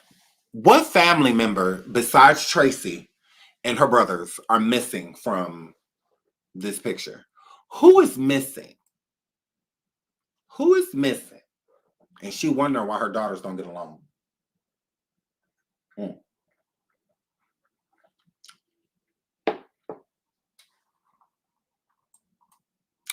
Correct. The father. Okay. Now, Micheal Sr. was there. He was on part of the Google call. What he's not realizing is a lot of what's going on between his daughters is all his fault. It is all his fault. I don't care what nobody say. I know Evelyn did the best that she could as being a mom. Being a mother is not easy. Being a parent is not easy. And having as many kids as she did, trying to keep it all together, can be a lot when you got somebody like their father that was in and out of the house, cheating on her, creating children elsewhere. It was a lot going on. So I feel that she did the best she could with what she had. That's just, I just feel that way. But when it comes to their father is the missing link. Whatever allegedly happened to Tamar, because Tamar said on the Braxton Family Value show that she had been inwarded by two people on both sides of her family, right? If that is Tamar's story, high probability that it was other people's story too, like her sisters, that her other sisters may have had stories too. That is not Evelyn's fault. It is their father's fault. The father is the protector. A lot of people that come in and essay people, it's easier to get in the door when a man is not present. The quickest way to get in, the quickest way to get at them and to have your way when a father isn't present, because there's no sense of protection. When a father is present, it's kind of like having a guard dog. A lot of when the beware of dog sign, there's no beware of dad signs in a lot of these houses. Okay. So with these young women, when they were young women coming up, whatever was happening to them, There was no beware of dad sign because he wasn't present. He wasn't there. The beware of dad sign is when you are present. It's when people see you in and out of your home, in and out around your children, around your daughters and sons, and all of that. There's a sense of protection there, meaning that they have to go through you to get to them.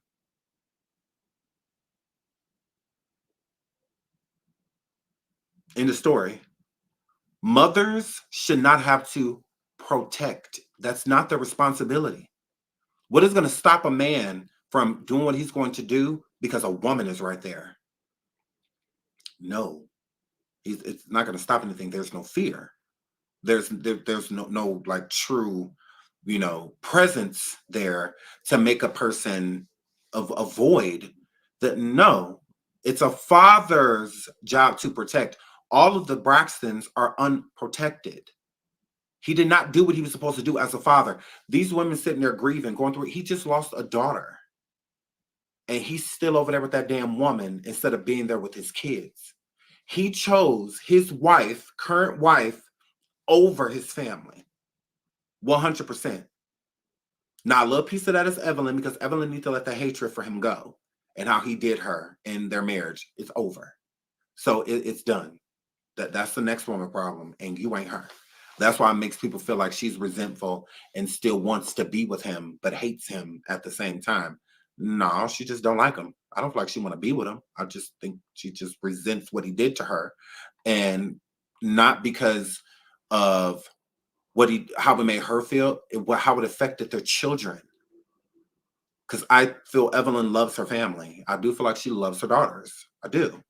I think it's what the breakup, the divorce did to the family. It hurt all of her children and in turn hurt her. And you can't take that back. You can't. So I think that that's a forever thing. I feel like she's always going to feel like that about him. So I don't think there's no changing that. There's no therapy, or anything that's going to fix that. It just is what it is. And the older you get, the more set in your ways you are. So when your mind is made up, it is made up. Like Evelyn's mind is made up, when it comes to him. So I think that what the daughters are missing, the element that they're missing, is their father. Those girls, they're not girls. Notice how they don't argue like that in front of their dad. The only reason they was doing this because he wasn't present. It's easy to argue with somebody on the screen. You can completely forget that they're on the screen. But if he's present, they don't act like that. Everything, they cater to him. His every need. They cater to him. They do. All of the daughters did. They all cater to him. But in my opinion, he does not deserve that. He does not deserve it. Being present and being around is not good enough. I don't think it's good enough. Like, so to say like I was there with it, no. A lot of these women, really important moments in their life, you weren't present. You weren't. Just like now, this is very important. What's going on? They're grieving the loss of their sister. He don't have to come onto the show, but they still haven't seen him. Like that is crazy. To feel like you don't need to be here for your daughters. You do. You do. He is the problem. It's not Evelyn. Evelyn's done all she can do. She can do no more. That's why she gets frustrated, because she knows there's nothing she can do. An outside source has to come in, but the outside source to me is internal. You already have it. It's Micheal. It's the father. Because my daughters, like, they'll argue and bicker and all of that stuff. I'll say, hey, chill out. This is what you hear after. Silence. Let their mom do it. They be arguing. She be like, hey, y'all stop. And they keep going. They just they just keep going. And I don't put my hands on my children. I don't believe in that. So yeah, I don't hurt them. No, they got spankings as babies, stuff, but they're ready for all that. So yeah, I can just say, because women respond differently to a male presence. They respect it. So when I'm saying, hey, calm down, and they are silent, I'm their protector. So the protector is telling me to be quiet versus the nurturer. So mothers are very nurturing, they really are. But they'll protect as well. They're definitely going to protect their cubs. But it's a different type of protection coming from a father. That's where how daddy issues and all of that stuff. Because if you've never had a man, to give you that protection, and all of them need it. They all need their father right now. They've had their mother. She ain't never left. She's never abandoned them. They've had Evelyn. What they haven't had is their father. And that's who they need. He can get to the root of what's going on with them because they respect what he's going to say as their protector, not the nurturer. The nurturer can get both results. It's just a different response. Women respond differently to men. They do. A lot of times men will argue with each other. Sometimes it takes a woman. Sometimes it takes a mother to come in and nurture the information out of the person. Sometimes it takes that. And sometimes it takes stern, tough love, and I feel like it's taken better from a father. He sat down and be like, look, what is going on? One at a time. Do not overtalk each other. If he sat down and do that, they would knock doors down. There would be revelations that were met. And if everybody could just be honest, we don't have to be privy to that. That can be something they do in the background, but I do think it's needed. I do. So yeah, that would be my little synopsis. We will be watching episode 3, so make sure y'all come and tune in for that. Now we're gonna get in on Netta. Oh, did I say that? I don't think I said this. Okay, let's get into Netta. Hold on, y'all. Let's get into Netta. Where is?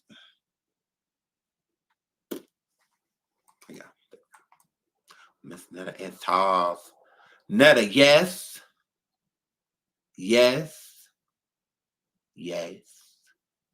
Is this it? Okay, yes. All right.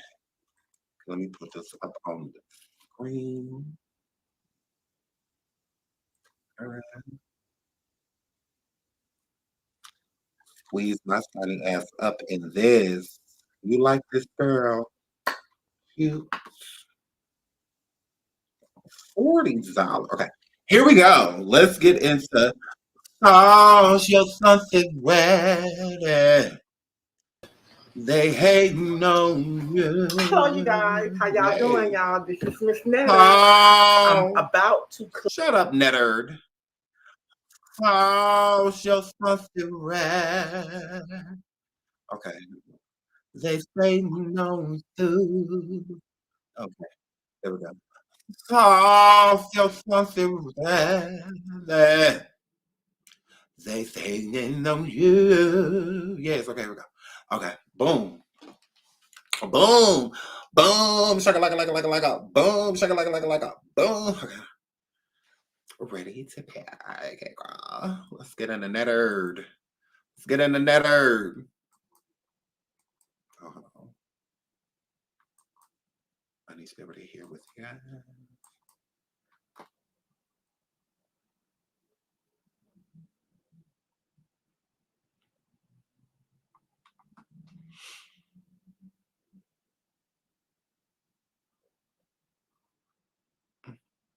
What?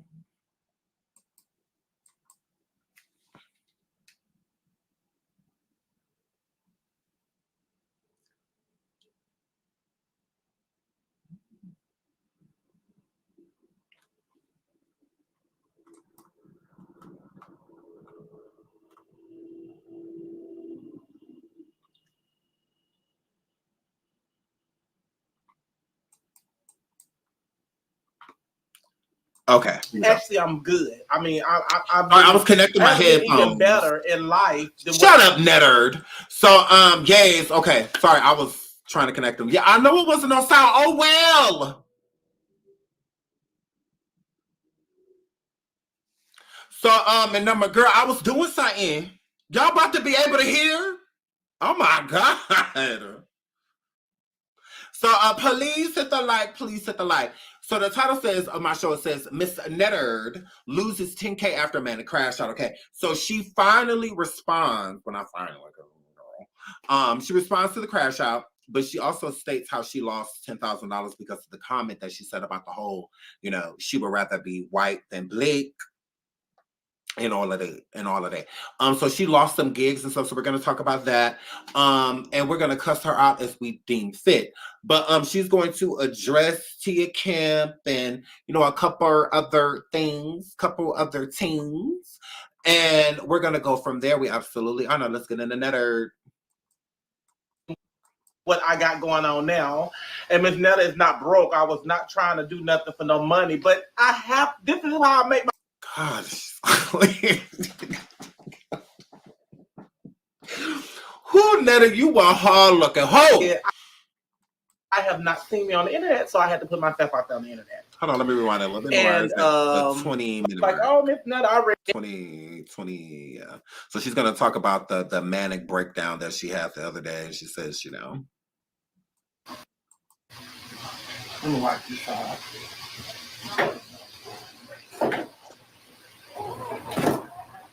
Social something ready. They say, you. Alrighty then. Hurry up. Did I turn the cord off? Yeah. No, you ain't turn it off. Your big back ass. Get back over here on this camera, girl. Boy. Okay. So now wash I'm that chicken to fry. Wash that and apron. Get this gravy together. Mm-hmm. And make this loaded bowl for Charles and I for dinner. And we're going to see how it's going to turn out.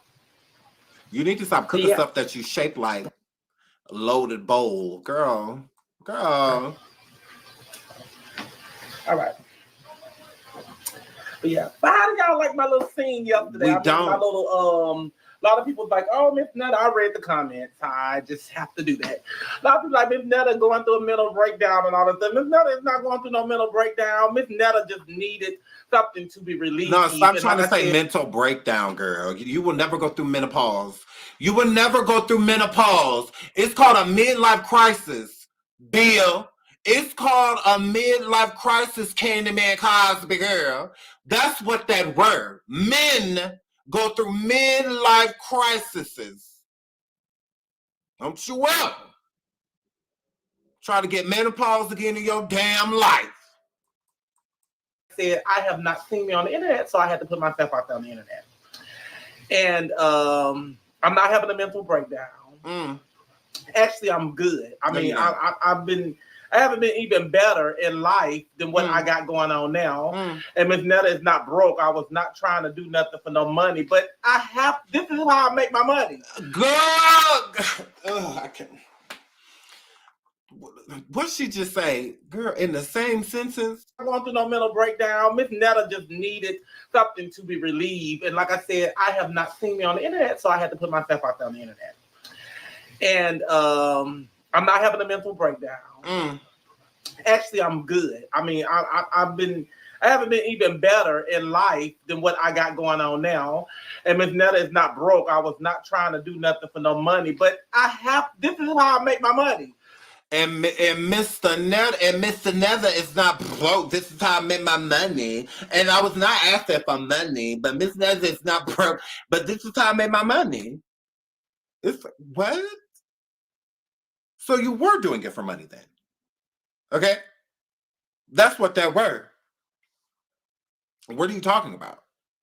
Because she keeps saying like, oh, I got 10,000. I'm not doing anything else. I got 10,000, 20,000. No, she's talking about each platform because she streams on multiple things. So she feels like because she on live and on this app is this many, on this app is this many, that she live with literally 20,000 people. Go sit.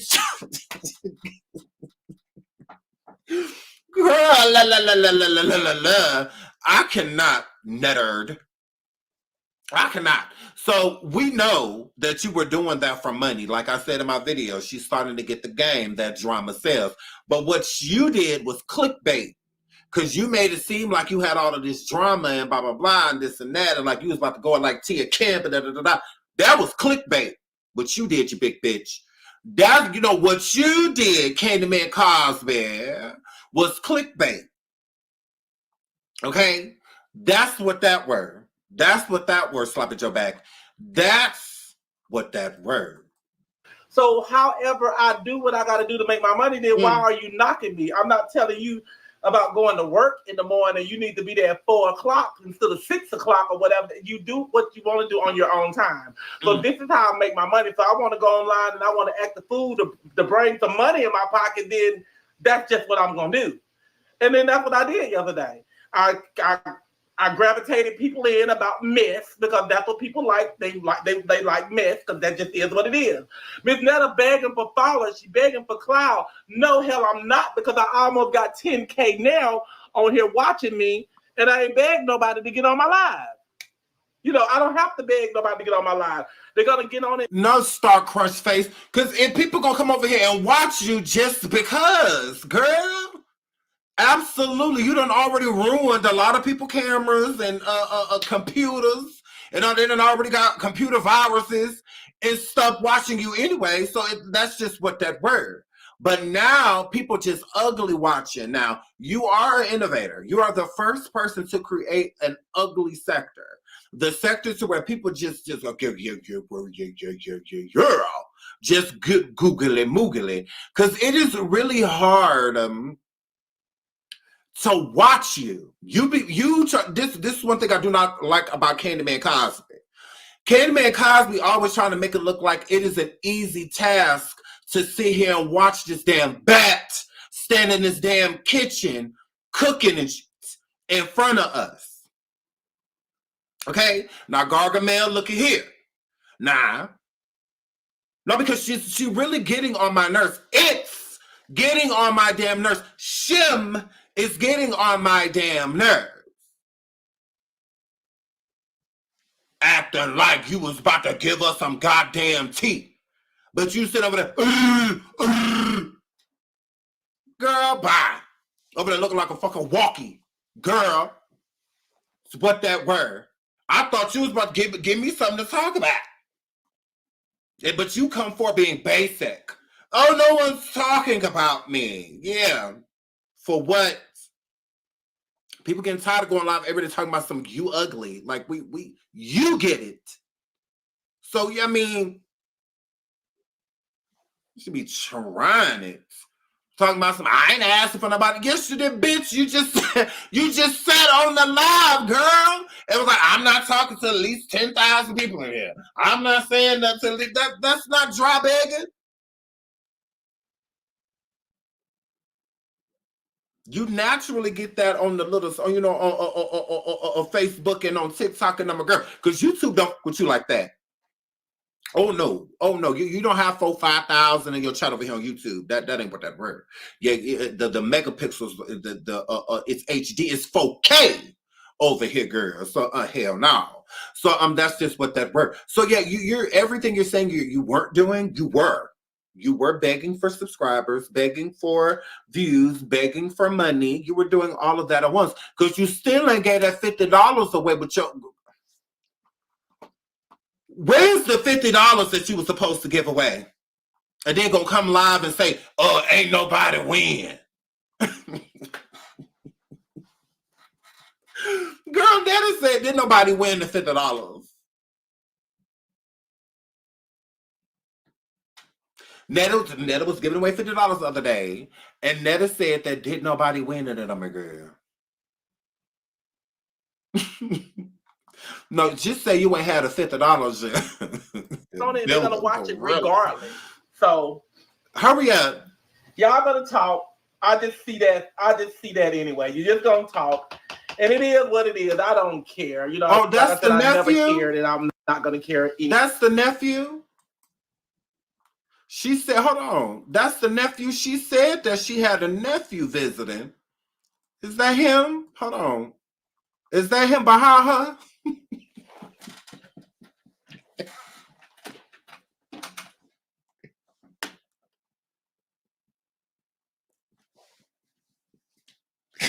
Ooh, girl. Is that him?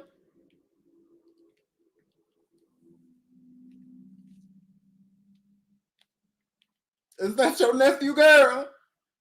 Is that your nephew behind you, girl? Is that him back there, girl?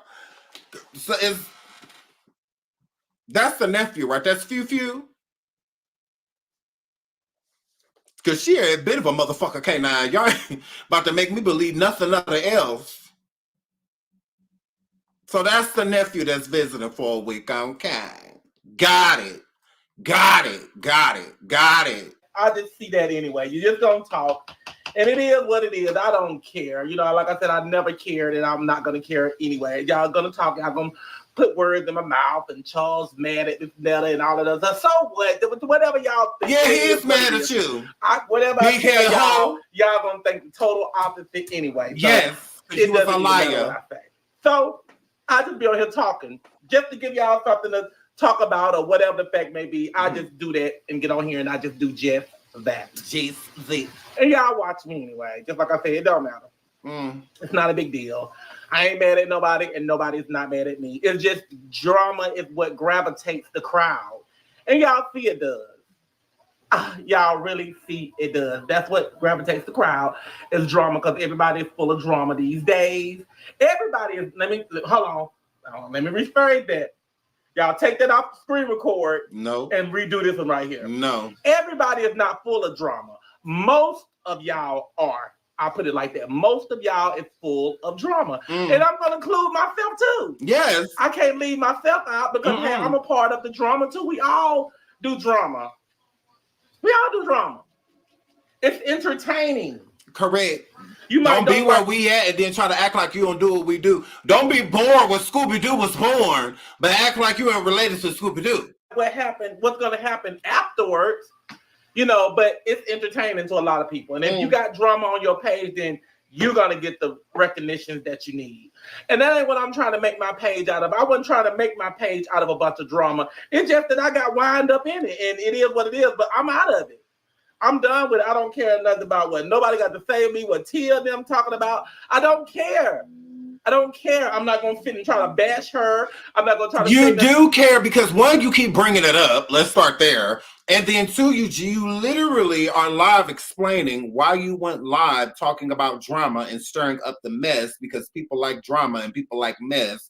But you're saying that you're not in the mess and you also saying that you're not worried about Tia. What are you talking about? What? That's the mess that you should actually entertain.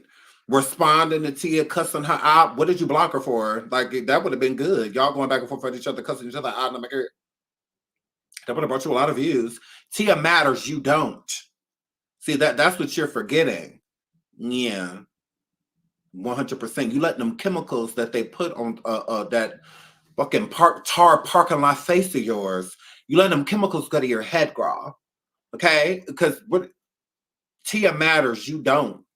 Like, that's just what that word. Like, keep going. Ain't nothing bad, so y'all can send a live to her, so she can get on. Because only thing y'all do is like tell lies. You know, like I have people like now probably in my messages saying that Tia's in here, let her in. Tia cannot get in my live because Tia is blocked. So Tia, I'm not worried about Tia getting in my life. And I go on some people like when I see some of the stuff that Tia be doing, and she and they screen record it, and they have the comments and stuff flying up, and I keep seeing y'all saying Miss Netta is in here, Charles is in here. We are not. We don't care. We're not in her live. We can't see her live. Only way we can see her stuff if the blogs reposted or y'all screen recorded. We cannot just go to her live and be in her live. You two and niggas be sitting in there. And be in our live. Yeah, y'all be sitting in there just like y'all sitting here and y'all sit everywhere else. Y'all sit over here. Y'all sit over there with the Messy Sweet Spy. Y'all sit over there with Miss Greedy. Y'all sit with every goddamn body. Because y'all always know what's going on. Y'all always know what we saying. And y'all always responding to all of us. Everything that be in our titles and stuff. You respond to everybody. You just try not to put names on it. That's why you don't like saying names. Because you're going to start saying the names of the people you actually watch you nigga look a hole. So that's just what that word. But you ain't got to lie. Netterd. Live. So just stop being so messy because she's not in our live and we're not in her live. So that part. But I can't tell y'all to stop being messy. Because you're going to be what you want to be anyway. Regardless if I tell you, ask you not to do it or not, you're going to do it anyway because that's just in your nature. Because it could be in my nature sometime. And people know I'm a Gemini. And you can't judge a book by its cover. But a lot of people judge me of being a Gemini. Oh, Miss Netta might be this way and Miss Netta might be that way. And maybe I would. But you're going to be the same. So you can be classified as a Gemini too. Because everybody don't like to be bothered all the time. And, that's what they say. Us Gemini don't like to be bothered. Slow down. You can tell somebody lie because they just keep... And blow your damn nose. Because, girl... Talk about some and everybody because I'm thinking everybody got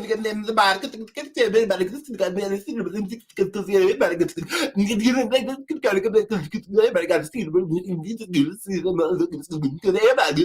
It's like, girl, are you okay?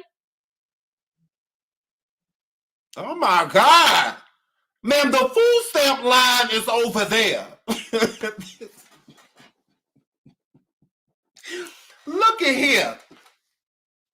Wayman. Oh my God. All this.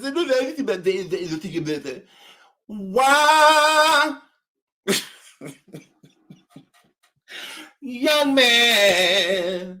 Girl. Got two split personalities and this and that. You have one too, and you're not even a Gemini.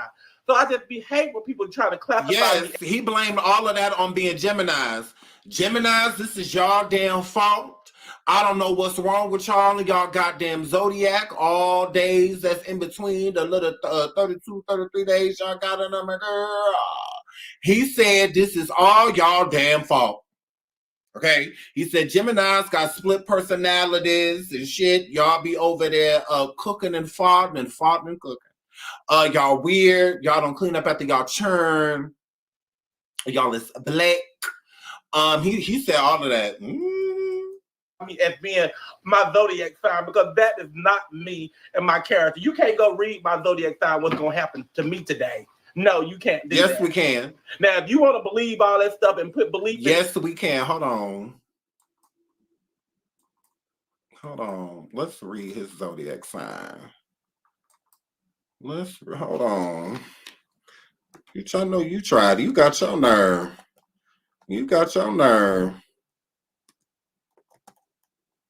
Hold on. He tried. Yes, it does. Let's find out. Girl.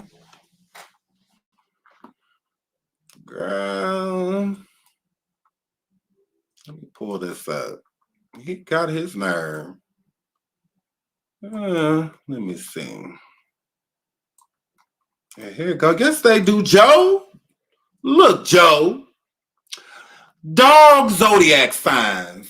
What their signs say about them. Okay, now let's go to the Gemini dogs. Let's see. It's ruled by metal Mercury. The Gemini sign is associated with communication, information, speaking, and media. Gemini dogs are usually vocal. They are always busy and move on and on the move. Ooh, this is you, Joe. Joe,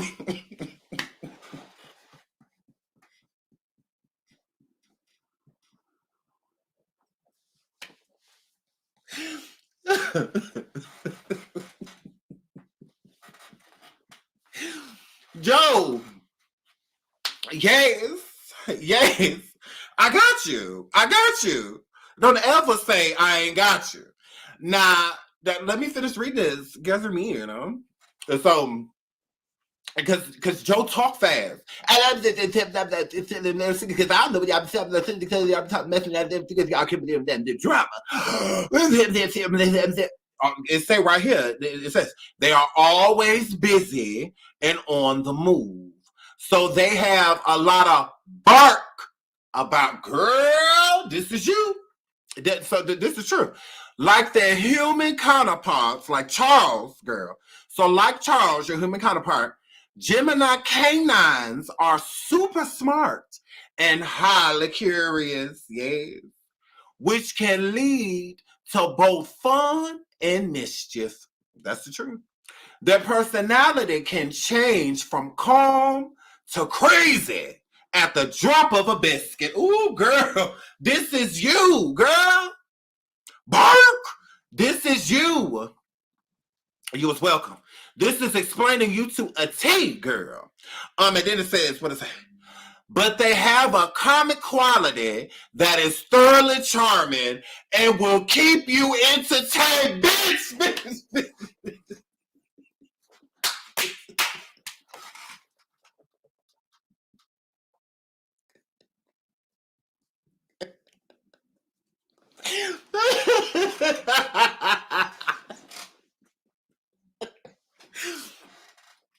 This is perfect. This is perfect. I'm amazing. This is perfect. Joe, this is you, Joe. Joe, this is you, girl. It says most compatible signs: Aries, Aquarius, and Libra. Least compatible signs: Cancer, Virgo, which is me. They're telling you the truth. They're telling you the truth, girl. Because you get backed. So, yes, like, they're telling you the truth. They're telling you the truth. So, and I'm a girl, and they say they strengths. They curious, they smart, and they love to play. And then it says weaknesses. Finicky eater, a finicky eater, Lord, hates routines, sure do, and chases cats. Hold on. Let's bring this full circle. Hold on. Let's bring this full circle in, my girl. Let's bring this full circle in, my girl. Ooh, let's bring. Where you got two split personalities and this and that. You have one too, and you're not even a Gemini. What's on that shirt? Hold on. People trying to classify me as being my zodiac sign because that is not me and my character. You can't go read my zodiac.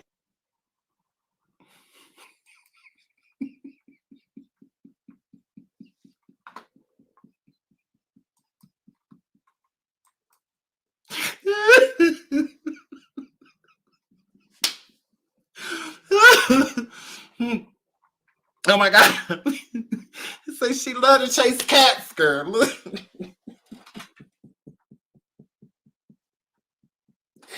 You say them canines love to chase cat, girl.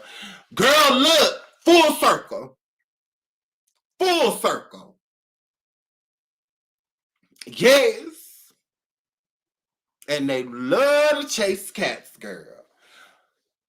Oh, look, now don't say I ain't give y'all none today. Don't say I ain't give y'all none today. Let's get back into this, girl. I cannot. Gemini too, because everybody don't like to be bothered all the time. And you know, that's what they say, us Gemini don't like to be bothered. We got two split personalities and this and that. You have one too, and you're not even a Gemini. So I just hate when people try to classify me as being my zodiac sign because that is not me and my character. You can't go read my zodiac sign what's gonna happen to me today. Yes, you just did. That. Now, if you want to believe all that stuff and put belief in that, then you can go believe that that's what's going to happen to your ass today. But I don't think that just because they said all Geminis, this is what's going to happen to all Geminis today. Yes, you going to go outside and chase in a room and chase cat. You always chasing cat away from Charles, girl. You just did it on 20 versus 1, girl. Every time he in there on live and it's a female that come up on a thing or something like that, you wishing the kitty cat away, girl. You chase cat away. Yes. You always chasing cat. You got your damn nerve, girl. It is the truth.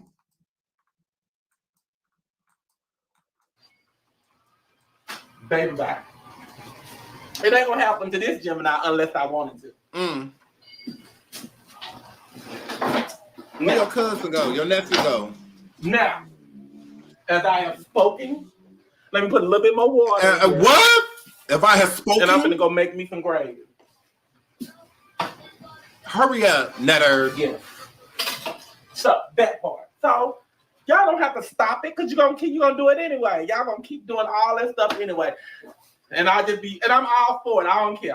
Just tell a lie if you want to. I don't care. Tell all them lies because people that knows me know that what you saying ain't true, baby. So it doesn't matter. I talked to some people down here. Uh-oh.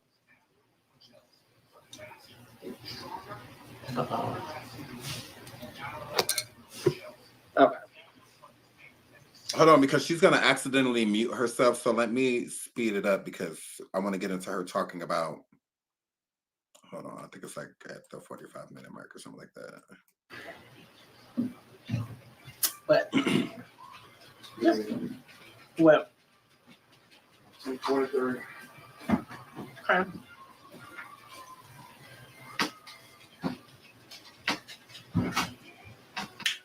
I don't got nothing else to say. I guess if it ain't about no drama, I guess don't be having nothing to say. Yeah, nigga. I don't care. Hold on, let's get where is it? We'll find it. I got ice cream. It turned out excellent, huh?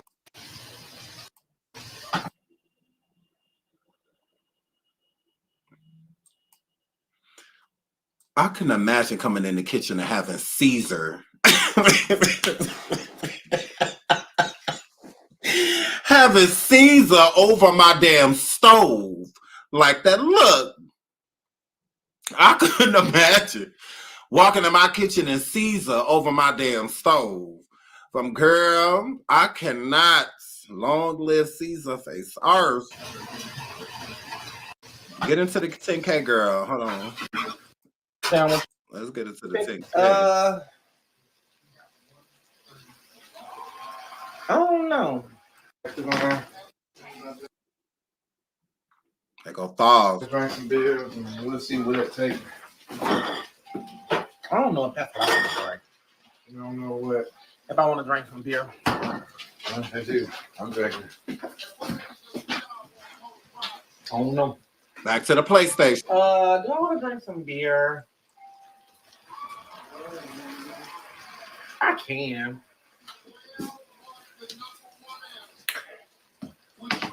Okay. All right, y'all. But yes. When the food, the TikTok game, none of.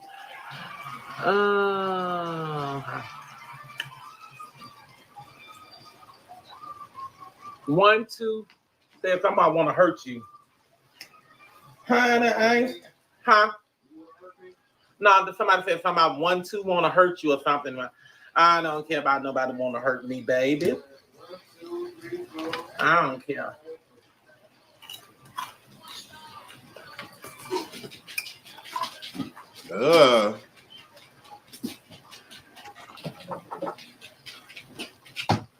I might want to hurt them back.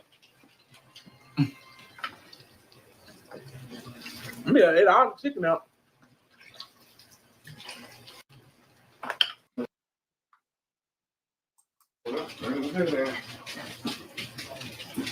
I think I'm eating. Over here, just 2. That's all I'm gonna drink. Hurry up, girl. Because we're getting bored. Y'all, a lot of people keep saying like y'all is not traveling like y'all. Okay, here we go right here. Y'all are not doing club appearance and all that other stuff. Let me let y'all in a little bit on something about Charles and I. Charles and I have been together for going to be 7 years. We don't care. Out of 7 so years, right here, she's explaining why y'all haven't seen her on no tours, why y'all haven't seen her doing no club appearances and all of that stuff. There's a little truth in what she's saying right here. After she said the comment about black women and that she don't want to be compared to a black woman, she'd rather be a white woman, you know, and all of that, or compare her to a white woman because, you know, they handle themselves with class and all of that stuff. A lot of people pulled out on wanting to have any dealings with them.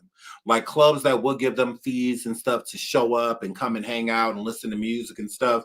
They stopped doing that. So it dried completely up after those comments, and they didn't have their manager to go around and do the proper damage control to these businesses and companies and stuff that would have been working with them. So they took a hit after she said those things, and this is kind of what she's going to explain right now. we have not ever been to a club.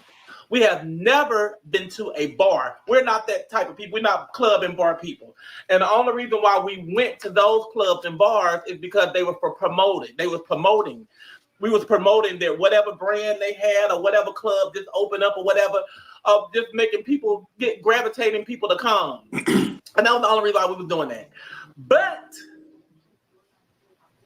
y'all know since Miss Netta put her foot in her mouth and right here made the statement that I made, and everybody took it that type of way and they ran with it, I don't want to go to no damn clubs anyway. You know, like, are y'all serious? Y'all got this hate crowd out here that hates me. And y'all think y'all gonna catch me up in the club. Now, y'all may. I'm not gonna say I'm not gonna never do it again, or we're not gonna do no club, or we're gonna turn down any club appearances that we supposed to do. I'm not saying that. But what I'm saying is that if we go, I'm going with extra security and everything, okay? So if they don't got no security at that club and no extra security, then Miss Netta won't be attending, okay? I know what I said, and I said what I said, and I mean what I said and said, okay? So, by that being said, I was born on a day. I forgot what day I was born on. I forgot. I ain't seen it. I was born on a day. What? But y'all best to believe it was not yesterday. So, and if we got a lot of people that's, I got a flyer out to put out too, for promotions and stuff like that, for promo and all that other stuff. And they had sent it over to me like 2 weeks ago. And I still haven't put that flyer out because I'm still hesitant of what I'm doing, because I try to help people.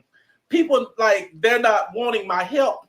So it don't make a difference to me. So what I do is, what? before I start doing all this travel, Because you ain't helping nobody. Like that's the tea of it all. Like, you're not, you're not helping anyone. Like, girl, cut it. and promotions and all that other stuff, I was at home just cooking Charles lunch, and we was making bukus of money. And we still making bukus of money when we posting every day. We get paid for all social media sites, and Charles get paid for some of them too. That means we get double the pay. So if I get paid from TikTok, Instagram, Facebook, YouTube, Charles get paid from Facebook, TikTok. He ain't got paid. He ain't get paid for Instagram and YouTube yet. But it's like doubling our income. So it does not matter. We are not broke. Okay, we make more money doing this here at our home than going and traveling. If you let Carlos tell you, because Carlos said we ain't make no money, but that was a lie. We made some money.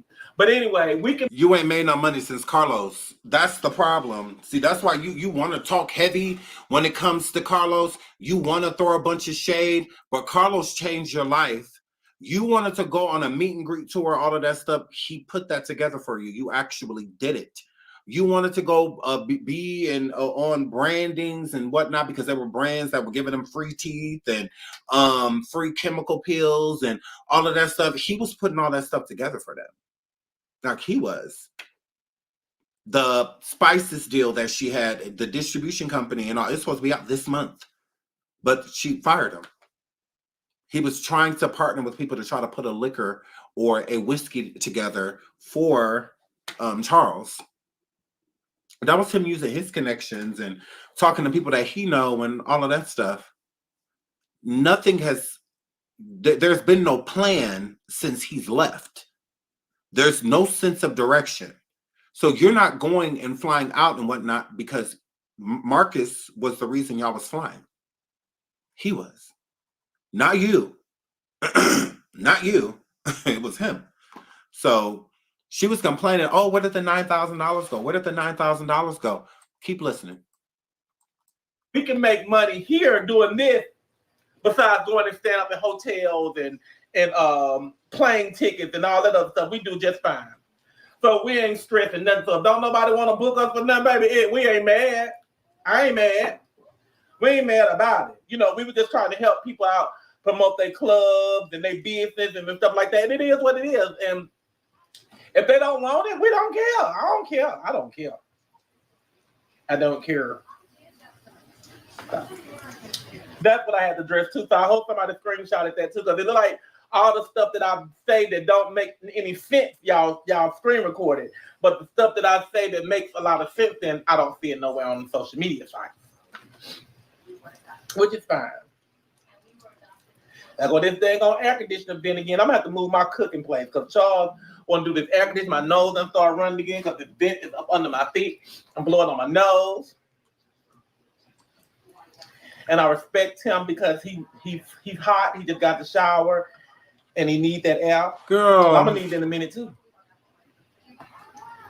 But yes. But y'all, I just wanted to address that issue. We ain't lost out on nothing and we ain't mad or jealous because we ain't being traveled all over the world. We don't care. That stuff, baby. No, you completely care. You care so much that you have fake applause and shit.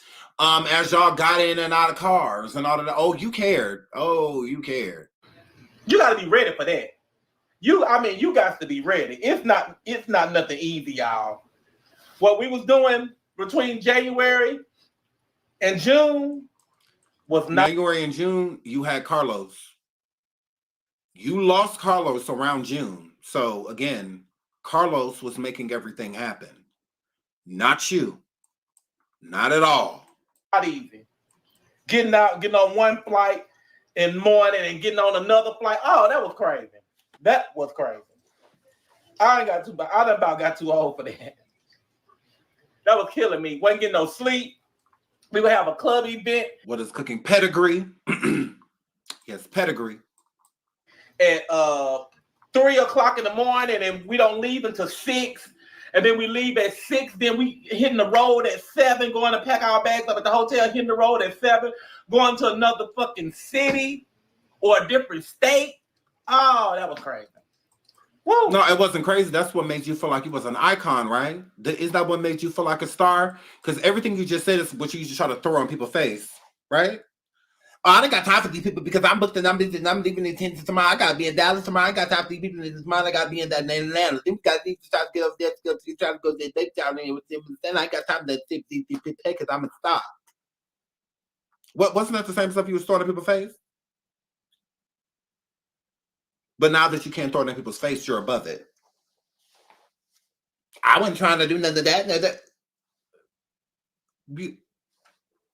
Then who the was I watching? Because the person I was watching, that monster from the sea that I was over there watching, and I'm a girl, wanted all of this. Mm-hmm. The glamorous. Yeah, you wanted the glam. That's what you wanted, and I'm a girl. So, girl, hurry up. If you ain't ready, this world ain't for you. And I ain't trying to say that this world ain't for me because I can handle it because I did. But honey, you got to be ready for it. You got to put on your big girl panties or your nasty ruffle drawers and get out there and got to make that money. Got the chicken so good. I can eat all the chicken. But we ain't going to do that. We ain't going to do it. Dogs love chicken. Dogs love chicken. 7 o'clock. But yeah, so that's what we still taking promos. If you want a club in periods or whatever, we still can do that too and all that other stuff. You know, it's just that it's boundaries now, and that's just how it's gonna be. So I might put the flyer up. I don't know. I ain't put it up. I've been thinking about it. They keep asking, Miss Netta, when you gonna put your flyer up? I put it on Instagram. But I ain't yet put it on TikTok and Facebook. So I'm trying to deal with some things before I decide to put that flyer up.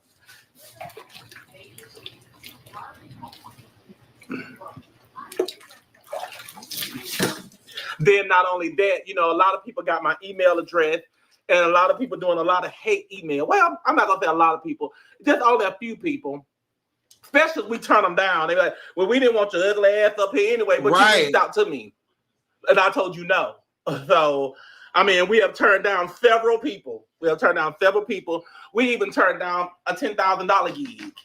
Turned it down. Now, y'all hear her. Y'all hear him. He just said they turned down a $10,000 gig. Why would you turn down a $10,000 gig if you basically were trying to fire Carlos because he used your money on you to help you become more established? And the whole thing was, where did $9,000 go? Where did $7,000 go? Where did $9,000 go? On you. Like, what are you talking about? So he can't convince me that he turned down $10,000 if Carlos spending 10,000 of your, or 9,000 of your own dollars on you was a problem. You're not turning anything down. She said that their gigs at the point in time before Carlos came along, that they were making like what, $400 or $500 a gig, like a piece. And then when Carlos came, you know, he upped it, you know, and they've been offered $10,000 to come to an event, yet we turned it down. No, you would not have. Bitch, you done been to chitlin circuits. You done been to dog houses. You done been to humane societies, dancing, and all of that. Girl, you would have took that $10,000 to try. Because if I'm not going to be safe, I feel like that I'm safe. My life is not worth $10,000 for me to go to a club and get killed. So that's not going to be me. If they have $10,000, why would they not have an extra $400 or $500 to get security?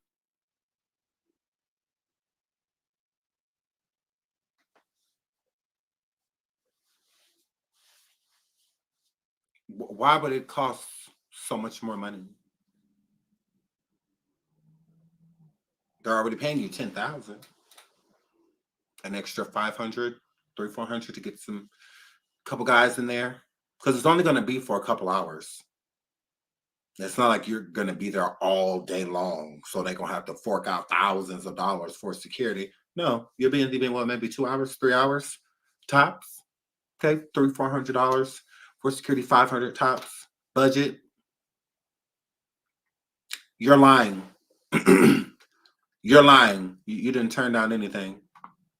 You're lying, and you're not worth $10,000. Like, for what? Want me there, you got to have the top flight security, okay? Because that's what I'm going to have. And if you don't have that, then whatever money you got to offer us, we're not coming. I promise to God, I put it on my whole entire life. God can take me off this earth today. We turned down a $10,000 gig. So that letting you know that we ain't broke, because if we were broke, we would have just looked at that club and just took a chance whether you had money was gonna happen. But broke why do you have to be broke to turn down a $10,000 gig? No, like that don't even make sense. People turn down gigs that were way more money, and whatnot. It's just you are broke, so you're not turning down any gigs. You know. Netta makes it look like she lives this lavish lifestyle, so clearly we're not broke. You in a trailer. Anybody can buy, a felon can buy a trailer. Like, girl, what you said? Like, girl, it's a trailer. Like, I mean, I'm not hating on it, but I'm just saying at the same time, like, you don't make it seem like you paid off of a mortgage or even a trailer that costs a lot of money. Because there are some trailers out there that's real nice, and will cost you a pretty penny. They sure will. They will cost you a pretty penny to have trailers that nice. Your trailer is standard. It's basic. Like, what are you talking about? So that is what can let a person know the type of lifestyle that you are living. You got this big, beautiful, lavish home. You got a nice vehicle. You got to have a whole bunch of vehicles. Just a nice vehicle, you know. You live in a nice neighborhood, and whatnot. Everybody's property's taken care of, landscaped, and you know, grass cut and all of that stuff. And then they're just like, okay, obviously she ain't hurting for no money. She seemed to be doing fine. But bitch, you stay in a trailer. Excuse me? Anybody can live in one of those. So that means living in a trailer, you could be going through, or you could be doing just fine in life. You could be doing phenomenal. But it doesn't give like, oh, Netta rolling in the dough. Oh, Netta got bread. No, it's not giving that. There is lists out here of the top creators that are making money on apps. Netta is not on any of them. None of them. None. She's not a top earner, you know, or any of that. No, she isn't. That's why she's losing influence and why a lot of people really don't want to work with her. You know, like the Shannon Sharps and people like that. Now, if she on channels and stuff like that, then yeah, okay, girl, you're making strides. Because Shannon, that's big, you know. But even now, if she was on Shannon's, it would be more so of a joke. It wouldn't even be taken serious. When she was doing her first tour, going around, hopping on people's shows, if she would have went on Shannon's, Club Shay Shay, that would have been a good look for her. But now to do it, it's like you're a joke. You're a laughing stock. So Shannon wouldn't even be interested, you know, and like bringing you on the show at this point. It's like you played yourself. But yeah, no, she wouldn't have turned that money down because she does need it.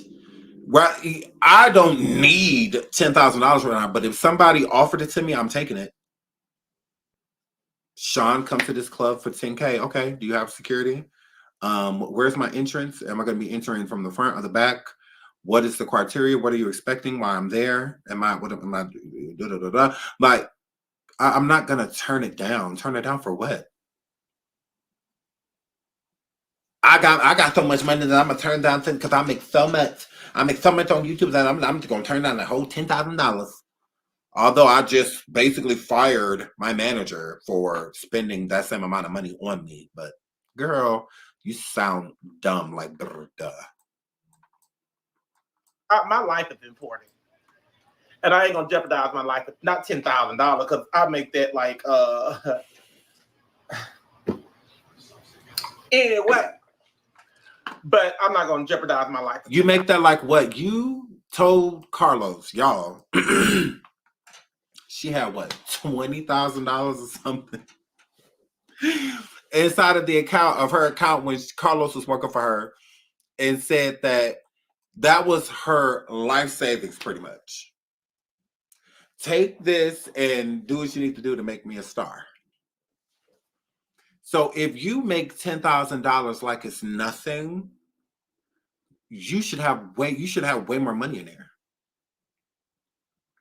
Way more money in there. If you're making tens of 20s of 30s of thousands of dollars, it should reflect, because your bills definitely don't. You stay in a trailer, and you said the trailer's paid off. So what do you just pay? What, like lot rent at this point? Just to have it like parked there or whatever? And then you got your heat, electric, gas, cell phones, car insurance. How was that eating up $10,000 a month just off of one income? If you're making, you know, $10,000 on TikTok, $20,000 on Facebook, $11,000, $12,000 on YouTube. If you're making all of this money, I might even say that $20,000 on YouTube, $30,000 on TikTok, $50,000 on Facebook. I don't know how much money she's making. But why doesn't it reflect? I Show Speed makes really good money, but he lives like it. Kai Sanat, same thing. He makes really good money. You can tell. Hell, DJ Academic, he makes good money. You can tell. Look at how he lives. They make real good money. The money you swear you making, they make them, and they live like it. They do. Go look at some of their backyards. I Show Speed and Kai Sanat was just live last night with 52,000 people live with him on one platform. That was just over here on YouTube. Now imagine Twitch and all that, and they get paid for all of that. You're no comparison. So you gotta cut it out. Trying to make it look like you make all of this money. No, you don't. You are literally like maybe 4 or 5 months from begging. Like, because it will get to the point to where, Miss Netta needs y'all help. Miss Netta needs y'all help. I know I done said this, I know I done said that, but I really need y'all help right now. Watch. Grill. $10,000. And not for $20,000 either. So it wouldn't have mattered if they would have went up, but they jumped from 3,500 and jumped all the way to 10K. thought that we were still gonna. I was like, I can't do it. But you should have used some of that money instead of jumping to 10K. You could have used some of that money and got some extra security, and maybe would have came. But that wasn't coming with that $10,000. Wasn't coming with extra security. Lie. So. Lying. Okay. Lying. I done gave y'all enough time on here today. It is. I concur. So that's all really I had to say about that. Y'all want to hear Charles mess up Glorilla song? Hold on. 20 after 7. And it's Friday night. I guess I'm gonna go drink a couple of these brews. Throw back a couple beers. And let my husband finish playing the game back there in that room, and let me spend my time or whatever that I got in my room watching TV while he in his game room playing the game. And we'll meet up. Well, I know it's not hot in that room. Because I'm about to think that room is small, and you got to keep that door closed. Who is that? Oh, that's you. Huh? Hi. That's what. 7/13 Friday, 95 degrees. What? That's what She said 7 p.m. Who is that? Oh, that's you. It's 7/13 Friday, idiot. That's what. 7/13 Friday, 95 degrees. That's what the degrees is outside, 95. And she don't even know it's a song. Oh, that's what the degrees is outside. It's just And it's 7 o'clock. Oh, Lord. Good grief. It's 7 p.m. Friday, 95 degrees. But yeah. Go ahead and sing the rest, Charles. Sing the rest. You ain't got no nigga. Hey. So. Yeah, we're done. So I love you guys. That is my commentary for today. We are going to be on coffee in about 15 minutes. We'll be over there on coffee. Thank y'all so much for joining me. That was my show for today. Thank you for liking and subscribing. Thank you for all the super chickens. Let me check. Shout out to Monster 20. She says Tamar did not call Tawana for her birthday. Right, girl. She sure did. But Tamar, I want to talk about that. Tamar, I want to talk about that. Shout out to Yellow Beast. Thank you so much, Mommy Twin Forever for the super sticker. Shout out to Yellow Beast for becoming a member. And shout out to Valencia for becoming a member as well. I love you guys. Please like and subscribe. We will be back. We absolutely will. There is a reading coming up. Members only. Y'all check the members only tab. If you want to find out when we're going to be doing the readings, just you're a member. Check the members only tab. It'll give you all that information. And until the next time, I love y'all. I got to get out of here. I got another show to do. Bye.